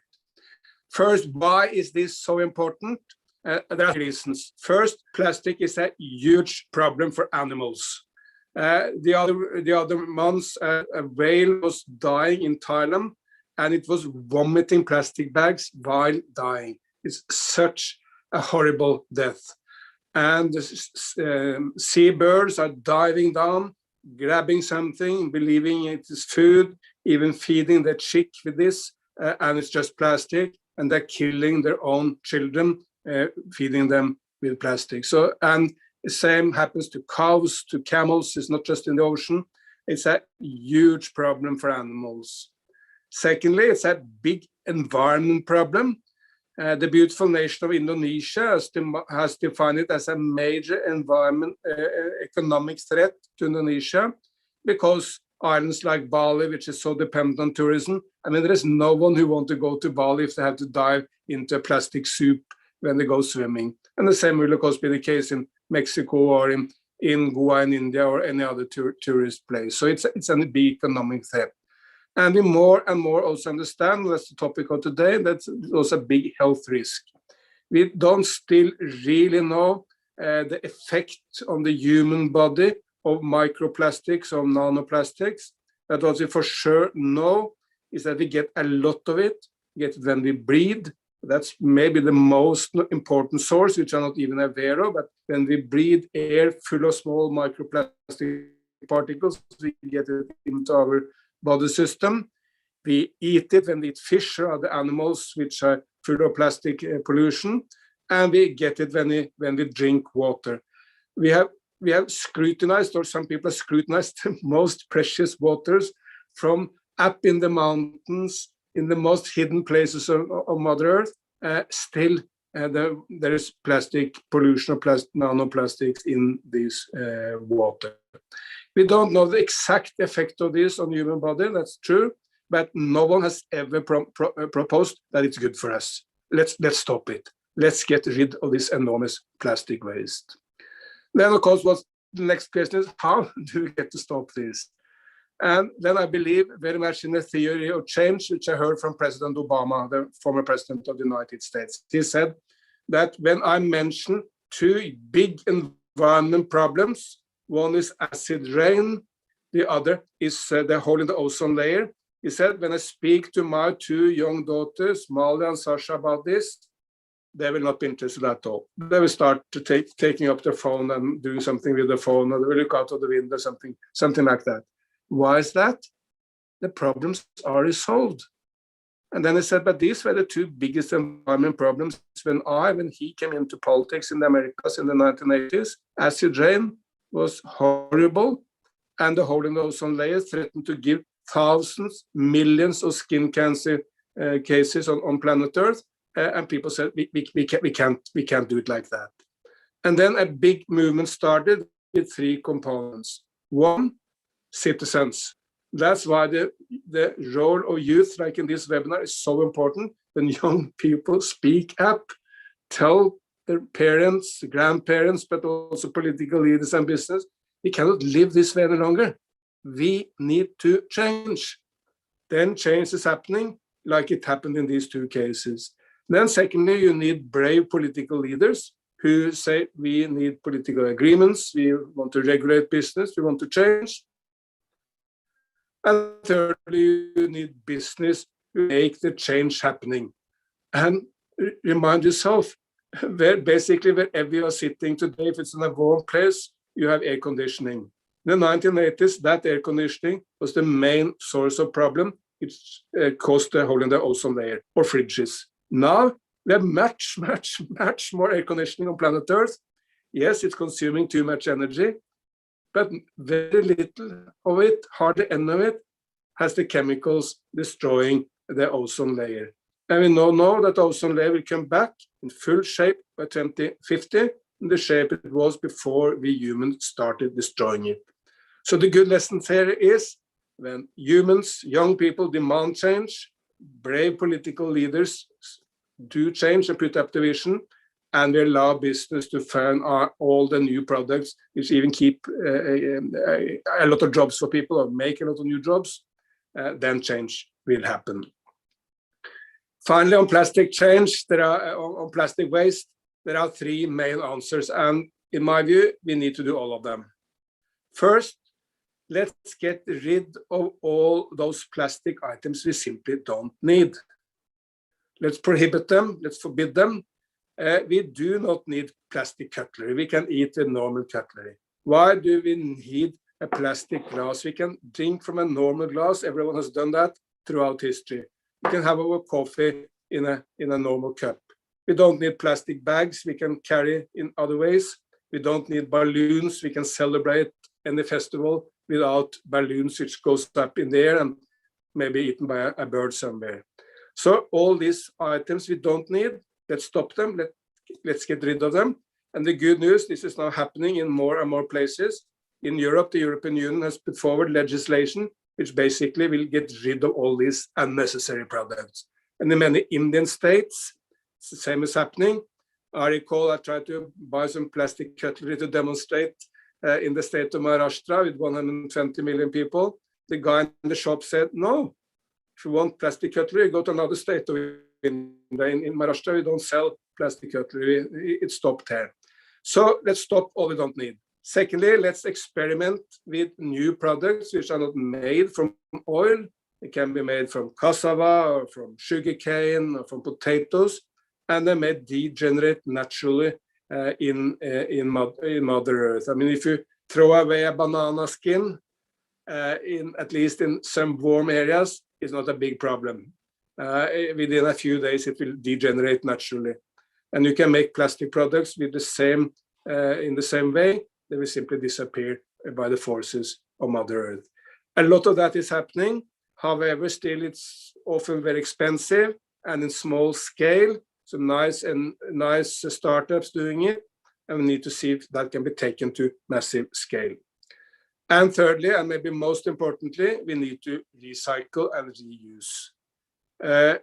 There are lots of plastic products we do need, or at least we need the consequences of this. Like, I mean, we have seen it now with the COVID-19. Most of the masks are made with plastic in one fashion or the other.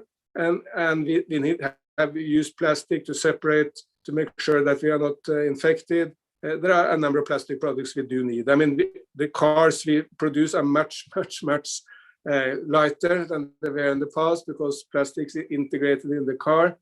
The first aircraft, solar aircraft, is passed around the globe, circulated the globe, was basically made from plastic because it was the only material light enough to take the pilot up in the air, but solid enough to keep him warm and safe in the aircraft. So all these plastic products we do need, let's recycle them and let's do that in scale. And what we do need is those industries putting the plastic into the market, the oil and gas companies, the chemical companies, the food producing companies, the Coca-Colas or Pepsi-Colas who make the bottles, they need to be responsible for bringing back the plastic and recycle it. Governments may make the legislation, which is producer responsibility, but these companies must be responsible. That's the polluter pay principle, which we use in so many other areas. Those who pollute should also solve the problem they are causing. And these companies have the economic muscles, economic power, the ability to innovate. So they should lead this revolution where we start recycling everything. And that can happen in scale everywhere in the world. It's largely already happening to a large extent in places like the United States and Europe, even if it can be a lot better. But we need this to take this also to many developing countries where it's still just in the very starting phase. So thank you so much for listening to me. I'm so happy and so inspired that so many young people really want to take part in this struggle, because this is one of the defining fights of the 21st century. We cannot continue to pollute Mother Earth and destroy Mother Earth with plastic. Plastic is suffocating the planet. Let's get rid of it and let's resolve this issue. Thank you so much, Dr. Solheim. Thank you so much for highlighting the sad reality at hand with respect to plastic, and for also emphasizing on the role of the youth, the leaders, and the business, that we all are in this together and we need to work together, and for bringing forward those very simple solutions that is so easy to adopt, yet people don't have the willingness to take that forward. And we really hope that people do take up those small changes which can have a long-lasting impact, on a good impact on our environment. So thank you so much, Dr. Solheim, for taking the time out and for sharing all those wonderful perspectives with us. We're really honored to have you join us today. Thank you so much. And with that, I would like to invite the next speaker for the day. Dr. Charles Rolsky is the Director of Science North America for Plastic Oceans International. He serves as the host of Breaking It Down, a YouTube series from Plastic Oceans in which he simplifies science in fun and engaging way. He also conducts research at the Arizona State University Biodesign Center for Environmental Health Engineering, where he works on marine and aquatic plastic pollution, a major concern within many ecosystems and environments around the world. Their identification, fate, and impact are only now beginning to be understood, and Dr. Charles has developed several analytical tools to help improve this further. He collaborates with the ASU's Fulton School of Engineering and several microplastics projects, in addition to many groups worldwide, including Plastic Oceans. Dr. Charles also works on using non-invasive research methods to collect species health information, including fecal samples from wild species like killer whales. Having this information provides significant knowledge pertaining to stress, reproduction, and overall species health. Thank you so much, Dr. Charles, for joining us today. We are well aware of the research that you've done in the field of microplastics, and we are very keen on hearing your perspective. So I would like to hand over the floor to you. Thank you so much. Yeah, thank you very much for having me. It's an honor to be here. It's really empowering being surrounded by people with such a strong motivation and desire to create change. So I really appreciate that opportunity. The previous speaker hit on many important topics, so I'm not going to dive back in, reiterate all of the the issues that we know come along with the plastic usage. I guess so now I actually work in a different area now. I work in a lab that creates sustainable polymers, and it's a complete 180 from where I used to work. So basically what they do, and this relates to me because I would do a lot of research and I would give talks and I would tell people about plastic pollution. And then they would say, wow, that's really great, wonderful stuff. And then they go right back to the store and buy more plastic. So I was frustrated because it wouldn't change human behavior. And the group that I work with now, they sit down and they say, why is plastic so detrimental? Well, it's difficult to recycle. It's got harmful plasticizers. It's not biodegradable. And so what they do is they look at the chemistry of the polymer itself and they fix it. They try to create new polymers that don't have those, resistant to biodegradation factors, or that do recycle more efficiently, or that don't contain the harmful plasticizers. So it's really an empowering place to work because they're fixing the problem internally. And what I would challenge people to do, and this is what I think is lacking right now in the field, is to sit, picture yourself sitting at a table with all of these people that have a vested interest in plastic. So why are the consumers purchasing it? Why are the companies making it? Why is it not being replaced with something else? Why are there not viable alternatives? And if we all collectively sit at the table and try to understand these perspectives, then we get a lot more insight into how we can actually fix a problem instead of just vilifying people that are either consuming it or that are creating it. And I think there are a lot of really incredible opportunities out there for us to be able to initiate these collaborations and work well with other people if we have that perspective. So the first thing that I would recommend is to not vilify, the material, the people.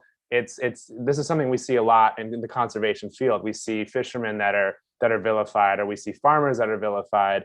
And I think taking that approach from the get-go is really harmful to, towards making any progress. And so I've gotten really keen on trying to sit down and understand what's going on with these individuals, try to figure out solutions, ask why, ask how. And I think when you do that, you end up building a really diverse team of people to work on the issue. And I think that makes it even stronger. If you have marketing people involved, if you have chemistry, if you have engineering, if you have biology, if you have communications, the arts, we can have all this really strong team behind understanding the complexity of a problem relating to plastic.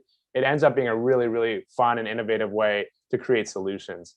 The one thing that I'd like to touch on, so we recently did a paper on alternatives to plastic, and how sometimes these alternatives are not necessarily the end all be all for as a replacement strategy.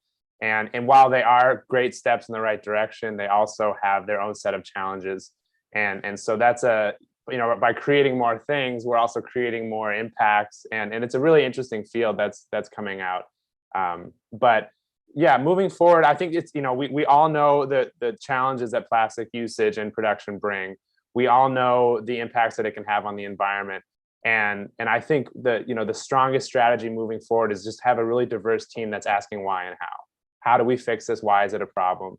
And, it's been really empowering for me because I've never worked in a place where I say, look at, PVC, that vinyl chloride is really harmful. And, this is a bad thing. And then the group that I work with says, okay, so then we'll just kind of rearrange the structure here. We'll get rid of that. We'll integrate something that's more biologically based, like biomass, and that should fix it, right? And it's like, yeah, that's a great step in the right direction. So it's a small example of how using plastic and becoming plastic free has many, many steps in between. If we can take small incremental steps in the right direction, I think eventually we'll find a really happy medium. Because as the previous speaker said, there's certain plastics that are essential. If, I hope it never happens, but if anyone has to go to the hospital, you're surrounded by plastics to help mitigate the spread of anything harmful. Your phone, your airplane, the car, everything around you has plastic in it that serves a purpose. So, it's important to find that middle ground between, stuff we absolutely need to be made out of plastic, and then stuff that we can absolutely transition away from. So finding that middle ground and not vilifying, I think are the key things that I'd like to talk about today, because I see too much of that. And the more that you shame others for what they're doing, the less likely they are to actually adapt to some suggestions of yours. So that's kind of my piece, and I'm happy to answer questions or talk about my research. I did my PhD on microplastics, so I've seen them way too many times, but I'm happy to talk about any sort of issues or parts of the plastic pollution epidemic that are of interest. But yeah, thank you very much. I think that, the youth is where this all starts, and the younger people really carry this forward in a really strong way. So thank you for all your efforts. Thank you so much, Dr. Charles. Yes, I think we are very well aware of the research you've been doing with microplastics. And I think towards the end of the session, we would love to get to know more about some of the research that you've done with respect to even the impact on human health. So we'd love to get to know more about that for sure. And thank you so much for giving that perspective on also the idea of alternatives. I think we all just assume the direct solution is alternatives, but we need to also be careful about how we approach these alternatives, and also for helping us understand how we need to break down these complex problems to understand and then come up with solutions to address those gaps. So thank you so much, Dr. Charles. And we will come back to learn more about your research towards the end. And for now, I would like to move on to the next speaker for today. We have an incredibly amazing youth with us. Madhvi Chittoor is 10 years old, founder of the nonprofit Madhvi for Ecoethics, best up-and-coming peacemaker and a global ambassador. She's a passionate advocate against plastic and styrofoam pollution and climate change since the age of 5. To take action against plastic pollution, she wrote a book at the age of 5 titled Is Plastic My Food?, which received recognition from Nat Geo, US Congress, and her school district.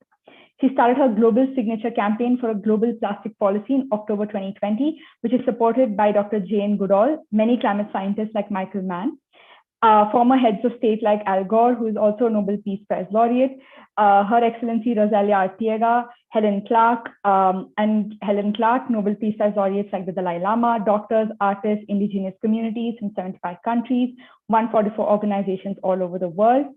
She's met with the Madam Vice President Kamala Harris for USA in person in March 2021 in a roundtable meeting, and discussed the global plastic policy, and in April 2021 presented it to her policy team.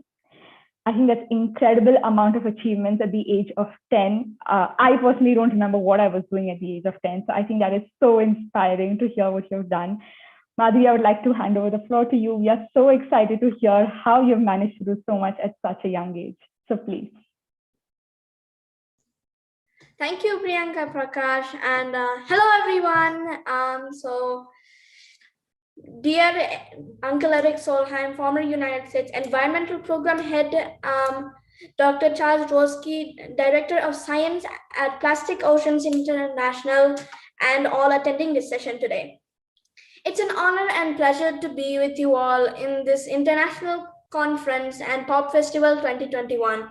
I also thank Pop Movement and Irvis Foundation for inviting me to this conference. I will be speaking of the point of view of a change maker. So when I was 5 years old, I heard about the plastic pollution polluting our water, food, soil, and threatening the existence of flora and fauna, including humans. We are in the midst of the 6th mass extinction, and it's 10% more than what is considered normal. One moment. Plastics were invented in 1907, but became very popular in 1960s. Now it is the most extant danger facing humanity and planet Earth itself. I want to take a few minutes to outline the negative ecological impacts of plastic pollution. Number 1, plastics and styrofoam do not biodegrade.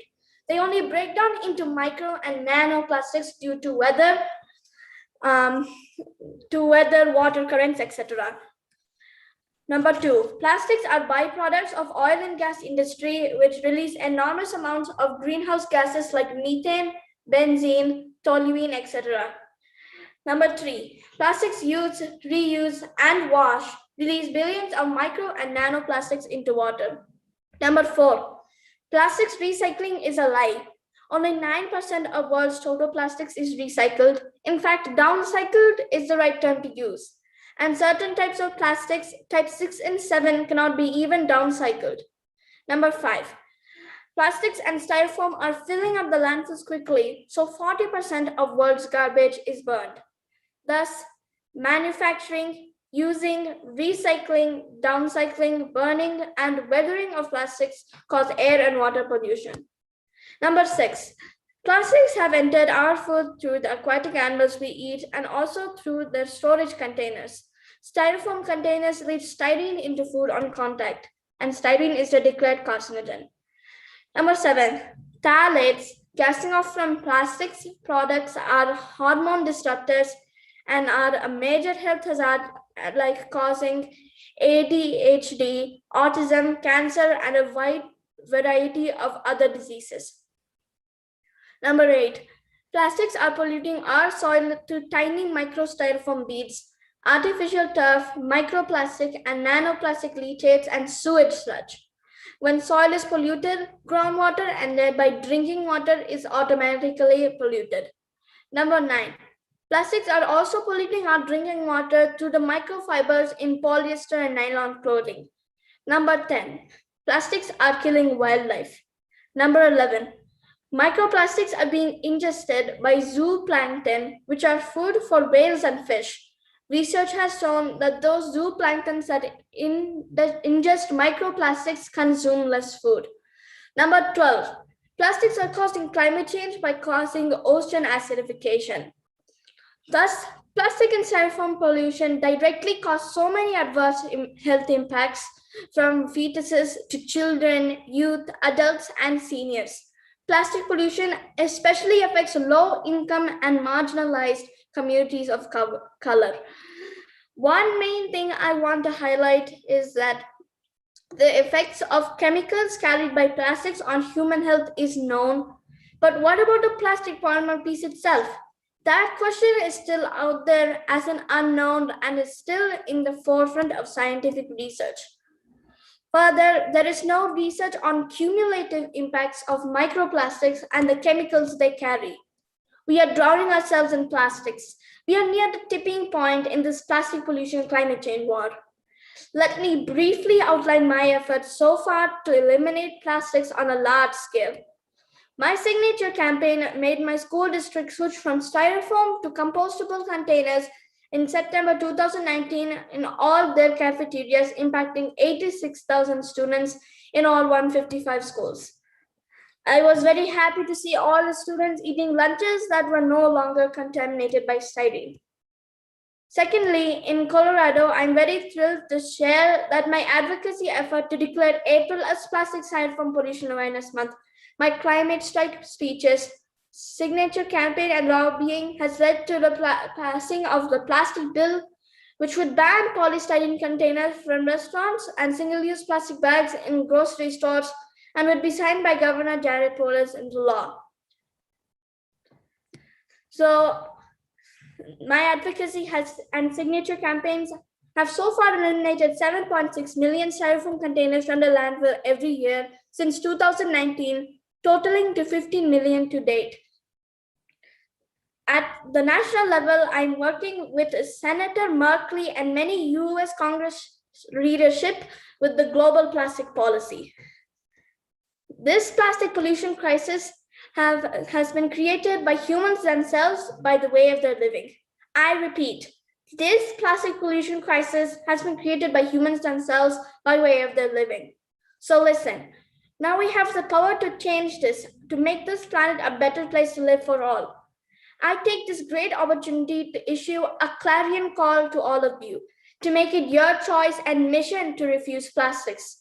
Just not only single-use plastics like straws, bags, flatware, etc., but also plastics in all walks of life, like polyester fabrics, rugs, carpets, kitchen appliances, foam mattresses, bath products, utensils, potting soil with added styrofoam pieces, and even plastic and styrofoam craft products. Let's power up against plastic pollution.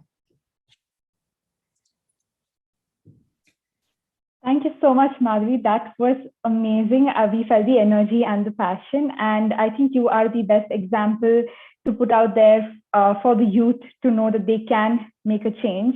At such a young age, to have such amazing knowledge about the issue and also to be taking such amazing action.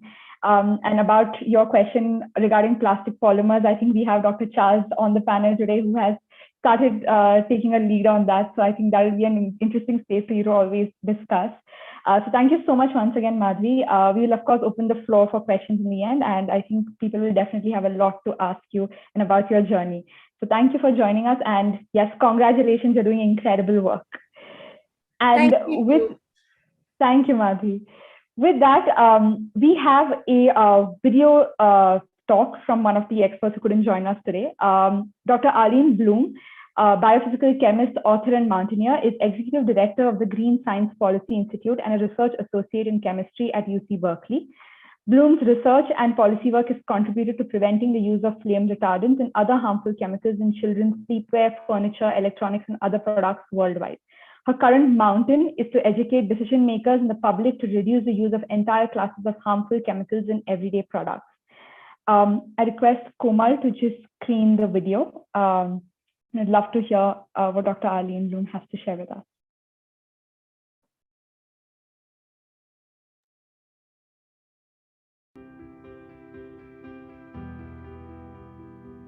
Greetings, I'm Arlene Bloom, the Executive Director of the Green Science Policy Institute and a biophysical chemist at the University of California at Berkeley. I'm so very honored to be speaking to you today about the interrelated problems of plastic pollution and toxic chemicals. More importantly, we will discuss what we can do together to address these two intertwined threats to our health and indeed the health of every creature on our planet. As you probably know, tens of thousands of chemicals are on the market today. Some are harmful, and many are used in plastics. The production of both plastics and toxic chemicals are increasing worldwide. Also, there's a little transparency about what chemicals are used in products and in plastic. Even manufacturers may not know if the chemicals in their products are safe for our health. I'm going to begin today with the story of a chemical flame retardant called tris. As a young chemist in the 1970s, I studied brominated tris, a flame retardant that was used on nearly all the children's pajamas in the United States at that time. My research showed that the chemical could move from the pajamas into a child wearing the pajamas, and that brominated tris was likely to cause cancer. My research results were published in Science magazine and picked up by the press. Unbelievably, in 3 months, brominated tris was banned from use in all children's pajamas in the United States. But what was the replacement? Chlorinated tris, a chemical cousin which was also found to be similarly harmful. After more research and more media, chlorinated tris was also phased out from children's pajamas. I realized then for the first time that little is known about the many thousands of chemicals in our everyday products and in plastics. One reason is that evaluating just one substance can take many years. Studying the tens of thousands of chemicals on the market today, one at a time, is just not feasible. But evaluating just 6 groups of chemicals of concern is much more manageable. That's why we developed the 6 classes approach. The 6 classes are highly fluorinated chemicals, also known as PFAS, antimicrobials, flame retardants, bisphenols and phthalates, some solvents, and certain metals. The 6 classes approach limits the use of entire groups of chemicals of concern. It avoids the replacement of a harmful chemical with something similar, because similar chemicals can cause similar health problems.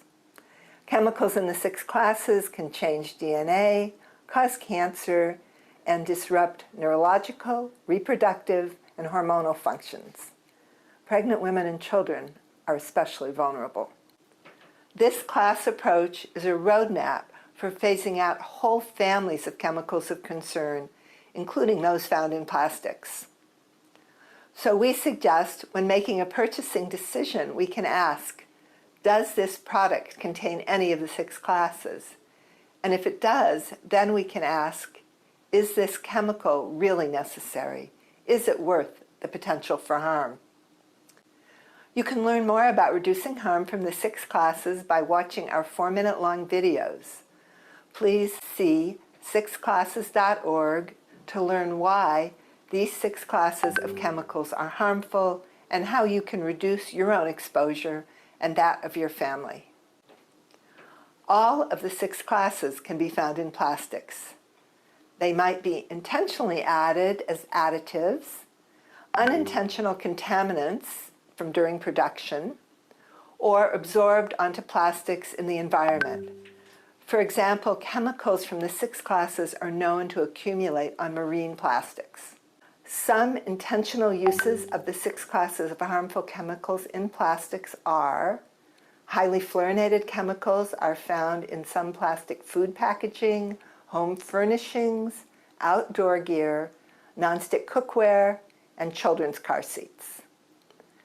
Antimicrobials are added to thousands of products, including containers, exercise mats, flooring, plastic food storage containers and utensils, keyboards, and kitchenware. Toxic flame retardants are in television cases and other plastic electronics enclosures, foam plastic building insulation, and furniture foam. Bisphenols are used in canned food liners, plastic containers, teething toys, to name a few. Phthalates can be found in personal care products, containers, toys, flexible PVC pipes, vinyl flooring, and more.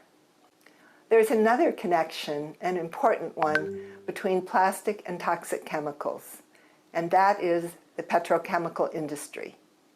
Most people are aware that climate change is driven by the extraction and burning of fossil fuels, but fossil fuels are also the raw materials for most plastics in use today, as well as the harmful chemicals found in everyday products. In fact, the greatest margin of profit for the petrochemical industry comes not from the sale of petrol, as one might imagine. Instead, the most profitable areas are production of plastics and of toxic chemicals. These petrochemicals are the very same substances that are contributing to decreased fertility and increasing rates of cancer, obesity, and neurological problems in our children. In short, cheap fuel brings cheap plastics that are made useful with the addition of highly profitable and toxic chemicals. Now that solar and alternative energy sources are affordable enough to compete with fossil fuels, the petrochemical industry is looking to increasing their production of plastics and toxic chemicals to maintain their continued growth. Plastic production, which currently accounts for about 4 to 8% of global consumption of oil today, is predicted to rise to an amazing 20% by 2050. ExxonMobil, World Dutch Shell, Dow, and others are planning more than a dozen new plastic production plants worldwide. And do we need this plastic? For the future of our children and our environment, we must understand and avoid the use of the 6 classes of chemicals of concern. Demanding green and healthy chemicals will speed the transition from petroleum, plastics, and poisonous chemicals to a new model based on alternative energy, green chemistry, and healthy materials. And I'm very optimistic that working together, we can learn, we can change, and we can have a healthier world without petrol, plastics, and poisons. I wish I could be there with you today to hear the other talks and meet you in person, but please, if you have ideas to share or questions, do contact me through our websites, greensciencepolicy.org and 6classes.org. I'll write you back for sure. Thank you so much for your attention. Thank you, Komal, for sharing that. I think it has been an extremely insightful video, and we wish Dr. Bloom could have been here with us today. And with that, I would like to move to the last speaker for the day before we open for Q&A. And I would like to welcome our very own Drishya Pathak. Drishya is a passionate environmentalist with a view to bring a social and ecological impact through her work. She believes that protecting the planet is not one individual's job, but in fact, it should be a way of life of each and every person. She loves gardening and has planted several hundreds of plants and trees in and around her society, and she continues to do some incredible work with the POP movement as well. So Drishya, I would like to hand over the floor to you. Thank you so much for joining us. Thank you, Priyanka. Can you hear me? Yeah, thank you. One important thing that I want to add in my introduction is that I'm basically from public health field. So when I talk about microplastics or plastics, I would like to bring that point of view in front of everyone. It's not just how it is affecting our health, but at a mass scale, which when becomes a problem has no solution because it is not visible to your eyes. So one such issue that Dr. Charles also mentioned, that how based on his research, how microplastics can, disrupt your system, your endocrine system. Then we also heard Dr. Blum talking about the chemicals that leach out and the advocacy and the research that she did, and how they were able to restrict those chemicals to be used. So I would like to bring a mix of this topic. And the first important thing that I want to discuss right now is the term leaching, which is basically the kind of chemicals that leach out from the plastic that we use for packaging of food. So I'll be specifically talking about it because it's like we get exposed to it like on a daily basis. We store our food, we unintentionally or intentionally somehow end up storing food, or buying food which is packaged in plastic. Not just one form, but there are multiple forms of plastic that are available.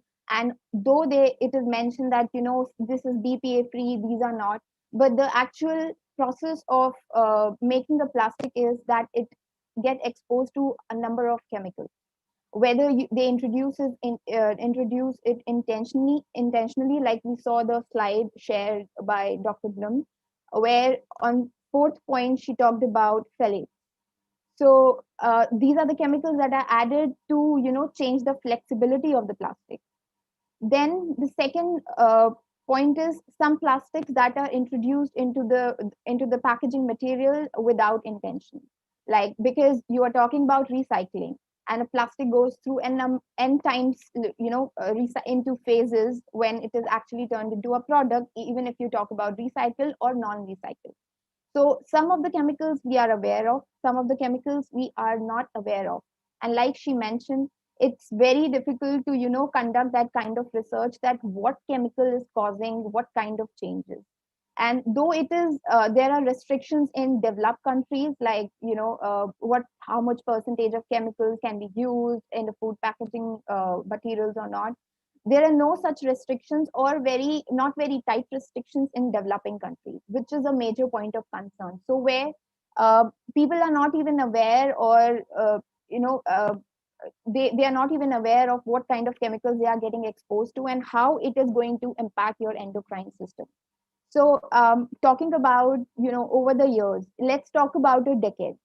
I belong to India, and like exactly 10 to 15 years ago, the kind of exposure I was getting with plastics was very, very minimum. Like the storage material, all were either of steel or glass, but now they all are of plastic. So I did a small research to first understand that how many of us are aware of the term of leaching. It's not just about that we are inhaling microplastics, but we are also, during its life course, we are also getting exposed to the n number of chemicals it has. So in that research, my idea was to understand, based on the knowledge we have about plastic and the leaching, what is our attitude and how are we practicing it? So the result, or I can say the observation I made in my research, was that we do have a lot of knowledge that we should not store like hot water or hot milk in a plastic container, or anything which is hot or so. But the reality is that it can be any kind of product, or it can be acidic, or it can be basic. It can be under the room temperature. The leaching of chemicals do take place. So that's the first thing which people are not aware of, or we usually don't consider it because we grab that knowledge which is shared widely. So that's the first and most important thing that we don't consider. Now, talking about the attitude, after understanding that yes, we have a lot of knowledge, but what is the attitude? So some of them who were really active, like who understand that like we should not store food in plastic, their attitudes was a bit different. Attitude in terms of, okay, so we buy certain category of plastic, but still at the same time, we are not aware of what kind of chemicals we are getting exposed to. And what is the duration of using that plastic? Because as I think Dr. Charles mentioned about how polymers, they start releasing chemicals after a certain period of time, because the bond starts to get weaker. So there is a certain period of time to which you can use a plastic container. But the thing is that we are not supposed to use plastic container, because that ultimately goes into the environment. Because if we start using a plastic container for 4 months, that is a major issue then. So now it comes to practice. Now we know that our attitude, what is our attitude and what is our knowledge, but how difficult it is to practice it. So the first thing is, of course, market driven. And like Dr. Charles mentioned that, he has, under his research, he has a number of, like some products which can be used in place of plastic. I think I would love to know, and I think we all would love to know, because coming from a developing country, I think those substitutes are something we can advocate for once we know that, okay, so they are available at a cheaper rate, which people can afford easily. Talking about practice. So okay, so I have an attitude, I don't want to, I avoid using plastic, but still I get exposed to it. So what is the time frame required for me to change my attitude towards it? That is again a behavior change exercise that we have to do ourselves. So not everybody is going to come to you and say that stop using plastic and all. But if you have enough knowledge that there are multiple ways that it is affecting you, like it has a whole cycle, and you inhale it, you drink it, if you wear it, there are n number of ways that you're getting exposed to the chemicals that leach out of it. That's when you start practicing, and that's when you realize, okay, so my knowledge, because knowledge is not sufficient, gaining knowledge is not sufficient, you have to adapt, you have to change your attitude and then practice it, and only then you can do it. Like I also, if I go out to the market, I prefer taking my own bags. But sometimes when I don't have a bag and I have to buy something, I end up getting a plastic bag. So what are we practicing is also based on our knowledge, and up to what extent it is affecting me. Now bringing up the public health perspective to it. So now there are n number of research, people are really trying hard to understand that how chemicals, because we know that the chemicals that leach out are endocrine disrupting, but what about the microplastic that you are getting exposed to? Up to what extent it is going to affect your body, or how is it affecting your body? So there are a number of research that is going on now. In a recent research, it was found that even in the umbilical cord of like, which is a food canal from the mother to the baby, was also found to have a content of microplastic. So like Dr. Eric Solheim mentioned about, it's already in the food chain, and we are every day consuming certain percentage of microplastic, which is, again, I can tell you about a weight of a credit card. So this much of microplastic you are on a daily basis consuming, and it is proven by a research. So so the thing is that not just knowledge, attitude, and practice should be communicated together, firstly. And whenever we talk about, advocacy, I think these three elements should be covered at like at a very strong level, because not just giving knowledge is not sufficient. So yeah, that's it. And now I'm open to any kind of questions that you have, and thank you for having me today. Thank you so much, Drishya. I think that is such an important perspective you brought on the table. The truth is that we all have plastic around us everywhere. It is such an integral part of our life, but we have absolutely no knowledge of it and no idea of the extent of impact it has on us and our environment and the ecosystem around us. So thank you so much for sharing that, and also about bringing the perspective about the impact it has on our health. And with that, I would like to open the floor for questions from the participants. Thank you everyone for joining us. If you all have any questions, For our speakers, I request you to use the raise hand option, and then we will identify you and you can ask your question. So if anyone has any questions, please raise your hand. Anna, please go ahead. Hi. Thank you so Hi. much. Thank you, Anna, for joining us. Yes. Thank you so much. It's been really interesting. And my question is regarding alternatives to plastic. So something we deal with here in Mexico is that sometimes the legislation is not very clear. So some companies sell plastic as biodegradable when it really is not. It's even worse.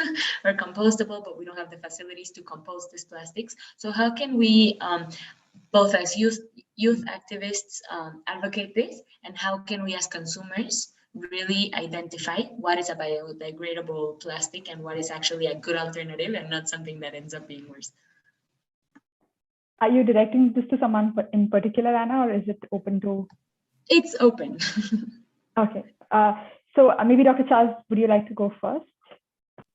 Yeah, that's a really good question. I think it starts with defining what biodegradable means, because technically you could classify all plastics as biodegradable, because maybe like 10 million years from now, polypropylene would degrade in the environment. So technically it's biodegradable, but I think it starts with the definition, and we have to say under what circumstances and what amount of time. So we just published a paper on a material called polyvinyl alcohol, PVA. And it's used if you've seen like those Tide Pods where you drop detergent directly in water and it just disintegrates, releasing the detergent. If you go on the website of all these companies that claim to be eco-friendly, they say that it is biodegradable. And sure, okay, so I started to look into that, and I realized that the circumstances for it to completely biodegrade are not met in current U.S. wastewater infrastructure. It requires a certain type of microorganism. It requires a pH to be a certain level. It requires a certain temperature, and ultimately, I think maybe at best like 40% would degrade. And it's they call it, they say a polymer, but it's plastic. It has a constituent of ethylene, which is fossil fuel based. So, I think what we have to do is get in the habit of completely and thoroughly understanding and testing something before we release it, because it's called a fate assessment. Sure, under optimal circumstances in a lab, something might be biodegradable, but is that actually what happens outside of our houses? And if it's not, then we really need to make sure we're studying and researching something fully before we release it and say it's eco-friendly. And I think it's a scary concept to pass something off as being biodegradable when it's not. Technically it is, sure. But are those microorganisms present in the environment? Is the temperature condition, is that optimal in the environment? If the answer is no, then it's not biodegradable. It's partially biodegradable. So it's a really great question. And I think what happens is in science, a lot of research is done in a lab under really good settings, and they're not mimicking what's going on in the environment or in wastewater treatment plants, what have you. So there needs to be a really thorough understanding of something. You need to replicate as closely as possible environmental conditions before you claim something is biodegradable or a good alternative, because many times we're creating something to mimic plastics so well that it sticks around in the environment. So it's a great question. I think it starts with the definition, and then from there, we have to understand thoroughly its fate in the environment before we release something on a mass scale. But that's a really, really great question. Thank you so much, Dr. Charles. Drishya, Madhvi, any one of you would like to add further? I want to add, usually the packaging would be like labeled that say it's like biodegradable, but it will like take some special equipment and high heat for it to be to break them down, break the plastics down. Like the only way for the consumers to identify is for them to educate themselves. Absolutely, education is key for sure. Drishya, would you like to add further? Yes. So again, I think I will again talk about the chemicals, that the material get exposed to or used while you are making such products, because we are not just talking about plastic, but the other things that are the other chemicals that are being used to mold it and give it a shape. So those chemicals are again used when even if you're talking about biodegradable plastic or any other such material. So I think our approach should be that way, that we get minimal exposure to such chemicals, And so it's good that we totally avoid it when it comes to, you know, in a day, on a daily basis, how much exposure we are giving ourselves to that kind of a material. If we are talking about table or chairs or something like that, maybe it's convenient. But again, if we go into the polymerization and degradation of any compound, with time, with heat, with temperature, it really you know, gets back to the environment in nanoparticles form. Yeah.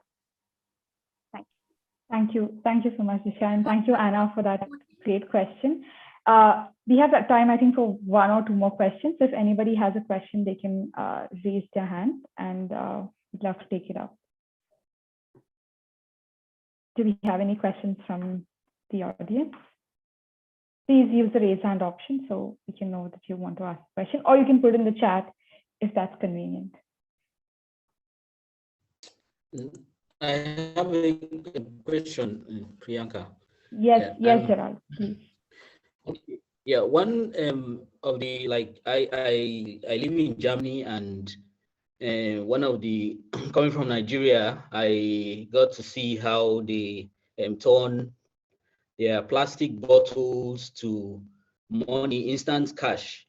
You know, they have these machines that after, when you buy a drink, you know, and you submit the plastic into the, you put it into the hole. Yeah, when you put like maybe 4, you can get like €1 for that, and it has been very effective. Like no one throws away his plastic. No one even, it becomes a very valuable resource. So, you know, I'm now thinking, like, what's the possibility?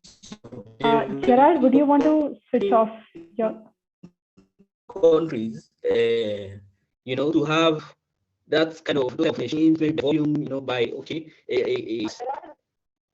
yeah. So I'm asking, you know, what do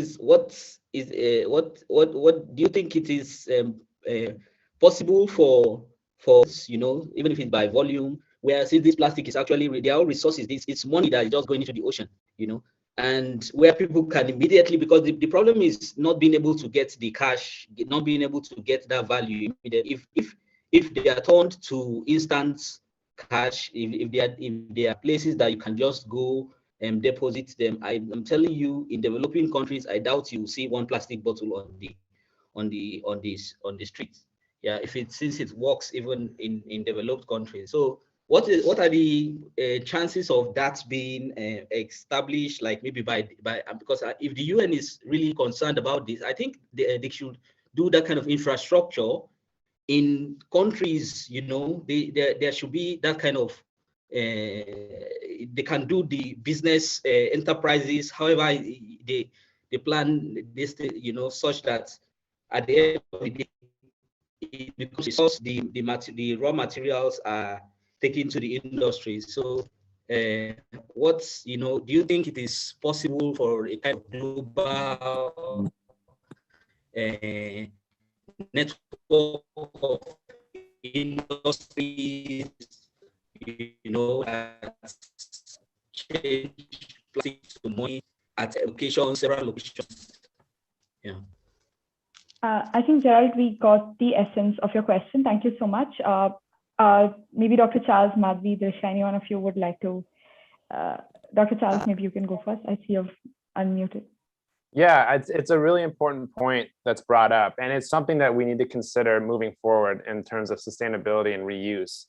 We can repackage, repurpose, recycle, whatever, something, but if there's no demand for it, it's going to fall short. So we need to establish a demand for the end product, and in a lot of these, you know, developing countries and other places, there's a really strong demand for this material. A lot of the time, this material is really high quality.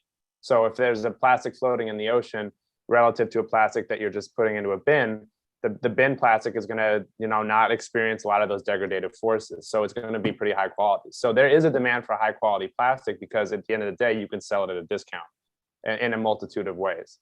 And a lot of these countries, they're purchasing back these bottles because they can reuse them, and it's cheaper for them instead of having to go and access new material. So if there's an incentive, there's a monetary incentive for this to be repurchased at a discount, then there will be more of a demand for this recyclable material. And I think that's really important when we're creating these new sustainability initiatives, to be able to demonstrate that our product. And that's why I'm working on a recycling project right now, where I'm having to prove how efficient this material is, how we shouldn't be tapping into our the planet's resources, fossil fuels. We can just reuse what we already have. And that's the goal, is to ultimately stop tapping into the environmental resources, and instead we have enough material out there right now that we can just repurpose and reuse. And the challenge is, how do we do that?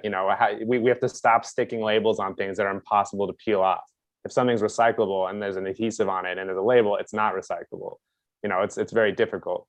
And so there's a lot of little obstacles there, but ultimately, if we can create a demand for it, then there's going to be a lot of people that are come knocking at the door saying, we want to access this stuff, let us have it. So I think that's a really strong approach to be able to collaborate with business people, with marketing, finances, closed loop, circular economy people, to sort of get that approach and create that incentive. It's a great question. Yeah. Drishya, did you want to add to it? Madhvi, I see you're unmuted. Yeah, Drishya, you can go first. Madhvi, you can go first. Okay, so like right now, the discussion is that plastics are bad for our health. Like, we cannot go to another discussion like how to recycle the plastics. We already know that the plastics are impossible to recycle. Like, the only way to deal with these plastics is just to refuse them.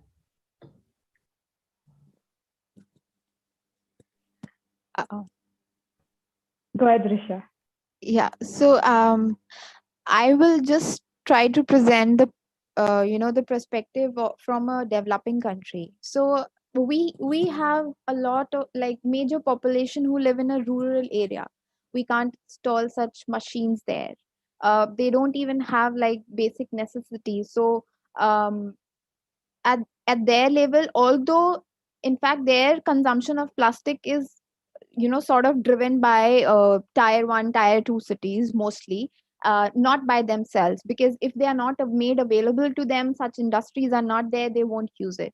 So we can't really blame them that because of them the environment gets polluted or something like that. But yes, it's very difficult to put such machines where it can be collected in rural areas. So I think we need to so we can do that in metropolitan cities in Delhi or any such place in any of the developing countries. But it is really not possible right now to do something like that for them, for rural areas. So it's better that we first talk about not using them, or at the policy level the consumption is reduced at a the lowest rate, we don't use it on a daily basis or something like that. But the question of talking only about recycling, it's I think it's not fair when we are talking about plastic. Yeah, thank you. Thank you so much, Drishya. I think we have a little over time. So if anyone has any other questions, you can send it to us. You can share it to us via our email or social media platforms. You can definitely extend it to the experts. And if the experts want, yes, Madhvi, sorry, I just saw your hand. I want to add one more thing to the last question.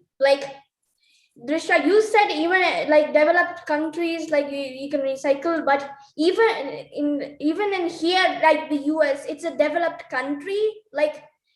It's impossible to teach people to recycle the plastics.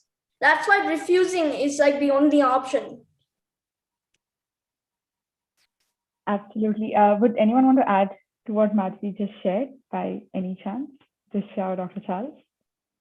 No, I love the passion that Madhvi comes with. Go ahead. Yeah, I agree with her, but I just wanted to support the question that Gerald mentioned, because we need to consider that even if we are proposing, such measures, we have to refuse, because I'm totally in favor of what you said. We have to refuse because in future it's going to be another public health issue, and soon, very soon, you will see that, kids are, suffering from n number of diseases, and then you're giving them n number of medicines to get treated for. So I'm totally in favor of what you said, but talking about the transition, I would say that the changes can come from the policy level, and also, installing such machines in the in such locations. But overall, we should definitely avoid using plastic. Dr. Charles, I see you're unmuted. Would you like to? Yeah, I have to sit a little bit more in the center of the road, only because I went on the platform, and I agree. I think we should be refusing unnecessary plastics, because if we refused all plastics, then we wouldn't have any PPE, and we would have not been able, it does serve, certain plastics are important, but I think unnecessary plastics should be refused. And recycling is incredibly inefficient for several reasons, but there is, I'm living proof of working in a lab where we're working on the technology to improve it and actually truly recycle something. So I actually took a plastic item the other day and ran it through 10 rounds of recycling and found it to hold its structural integrity pretty well. The problem is they just didn't, recycling wasn't a good concept from the beginning, and then we created all this material, and the recycling centers are overburdened, and we're mixing our trash with our plastic, and so it was just doomed from the get-go. And it was it was kind of a failure from the beginning. But I can tell you that there is optimism and hope for it to be modified, and it's going to take an approach of all these different disciplines coming together. Biologists working with chemists, working with polymer scientists, working with marketing, communicate, all these people coming together. It can be fixed, but we need to stop using so much of it, for sure. I agree with that. Thank you so much, Dr. Charles. I think the discussion today has opened doors to, I think, the approach towards microplastics has drastically changed. For me personally, for sure, even looking at the idea of alternatives, to understanding the concept of biodegradable plastic, to even the idea of addressing the gaps and inefficiency in recycling. I think there is so many areas that we touched upon today. So thank you so much, Dr. Charles, Drishya, and Madhvi, and of course, Dr. Solheim, who isn't here with us, but Dr. Solheim for joining us. I would like to ask Dr. Ash to share his thoughts and the closing remarks before we wrap up the session. Thank you very much. I think there've been a number of points that have been brought up, and clearly indication very, very clearly suggests, I mean, it is about education, it is about behavior change, it's about research, it's about, pursuing investigation in this field as well, because we're still learning. We're not only learning about the issues, but we're also learning about potential solutions. And I think that we've touched on all of these issues, and I just want to say that I'm gonna underscore. It's hard for me to sort of summarize because there's been so much that's been touched upon, but I want to say that it's really important that we have the people, the energy, the different stakeholders come on board in order for us to be able to address the issue, to address this challenge, and find viable solutions. And clearly, and I completely agree, because this was an important issue that's been brought up as well, that it's not a one-size-fits-all, contexts vary, and therefore, not only does the issue vary depending on the context, but also possible solutions. And so we need to be able to appreciate the variation, the differentiation, the different contexts, geographies, cultures, all of that. And clearly, this is a conversation we need to have. We need to have urgently, and also to be able to work on solutions, but it'll happen by coming together. And I just want to say that, this has been absolutely invaluable. I want to thank the incredible speakers who've stimulated such a lot of discussion. And you're right, we've spilled, because this is just not one of those subjects we can discuss in a few minutes and get done. But I just want to say it's the start, and it's really important. And I deeply value the importance of the partnerships that we've been so blessed to come together and forge here. And so I'm really looking forward to all that we're going to be able to do together going forward. I do hope, like you rightly said, that we'll have perhaps in virtual space for now, but in real time also the presence of some of the people we've had the pleasure of listening to on video, for example, Dr. Arlene Bloom. But I think, you know, the different perspectives do count. And so there's so many people we need to come together with. And I want to thank all the young people who are here, bringing together the energy and the conviction and the drive to address this. Madhvi, you're definitely on the forefront. I want to thank Dr. Charles, because, you know, we need the intellectual understanding about these issues, and without that we're not going to be able to come up with solutions. And I just can't underscore enough that the science is key. And Drishya brought up the importance of you know, certainly education, but again, changes in attitude and behavior. And we know that this issue is about addressing, you know, and identifying solutions, but then being able to translate them. And so behavior change is critical. I also want to convey my deepest gratitude to Dr. Eric Solheim for making the time, for sharing his thoughts, for stimulating this discussion. And also to Dr. Arlene Bloom, because she's been on the forefront of a lot of work in this field, again, founded on science. Priyanka, thank you. It's been a great pleasure being able to be here together with you and the amazing POP family that we're so blessed to be able to work with. But again, I want to say lots more to do, and I hope that this will be the start of you know, our journey to addressing this issue, but with all of your incredible expertise and intellect. So thank you, and you know, abrazos to everybody, and you know, let's make this happen. I think, you know, we'll be able to avoid a number more crises we know we're in for if we don't do it. So thank you. Thank you so much, Dr. Ash. Yes, we really hope we can have more follow-up conversations, try to find the paths where we can connect and work with each other. Madhvi, is there something you wanted to say in the closing? I just wanted to say thank you to everyone, and thank you for this really awesome opportunity to be in this POP movement. Thank you so much, Madhvi. You are an incredible ball of energy, and we are so happy you could join us. Dr. Charles and Drishya, we would love to hear closing thoughts from you before we wrap up the session as well. Yeah, thanks. This is an incredibly important topic, and this is exactly what we need, this momentum, this coming together, collaborating, communicating. You know, there's strength in numbers and there's strength in diversity. And so long as we have a big team that's got a diverse, you know, array of backgrounds, I think this is going to be tackled by our generations, which is very exciting. So thank you all. Yeah. Thank you so much, Dr. Charles, for all the work that you're doing, and thank you for being that inspiration for us to get into science and learn more about the science behind the issue at hand. I think the youth need to be pushed to take up science more and to understand the information behind all of the issues that we're talking about. So thank you so much for being that inspiration for us. And I do encourage everyone to check out Breaking It Down, because that was one of my first series that Dr. Charles did on YouTube that I learned about plastic pollution from. So I do encourage, especially the young people, it's an incredible series on YouTube. And Drishya, any final words from you? No, being a host of, you know, the festival, I just want to thank everyone.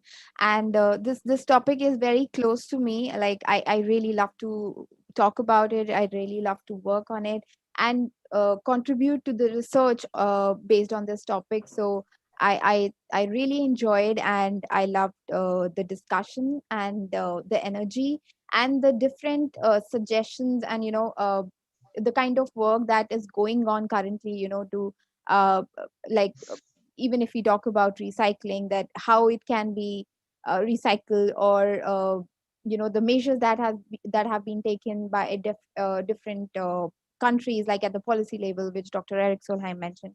So I think I had a great experience today, and as a host, thank you so much, all of you, for joining us today.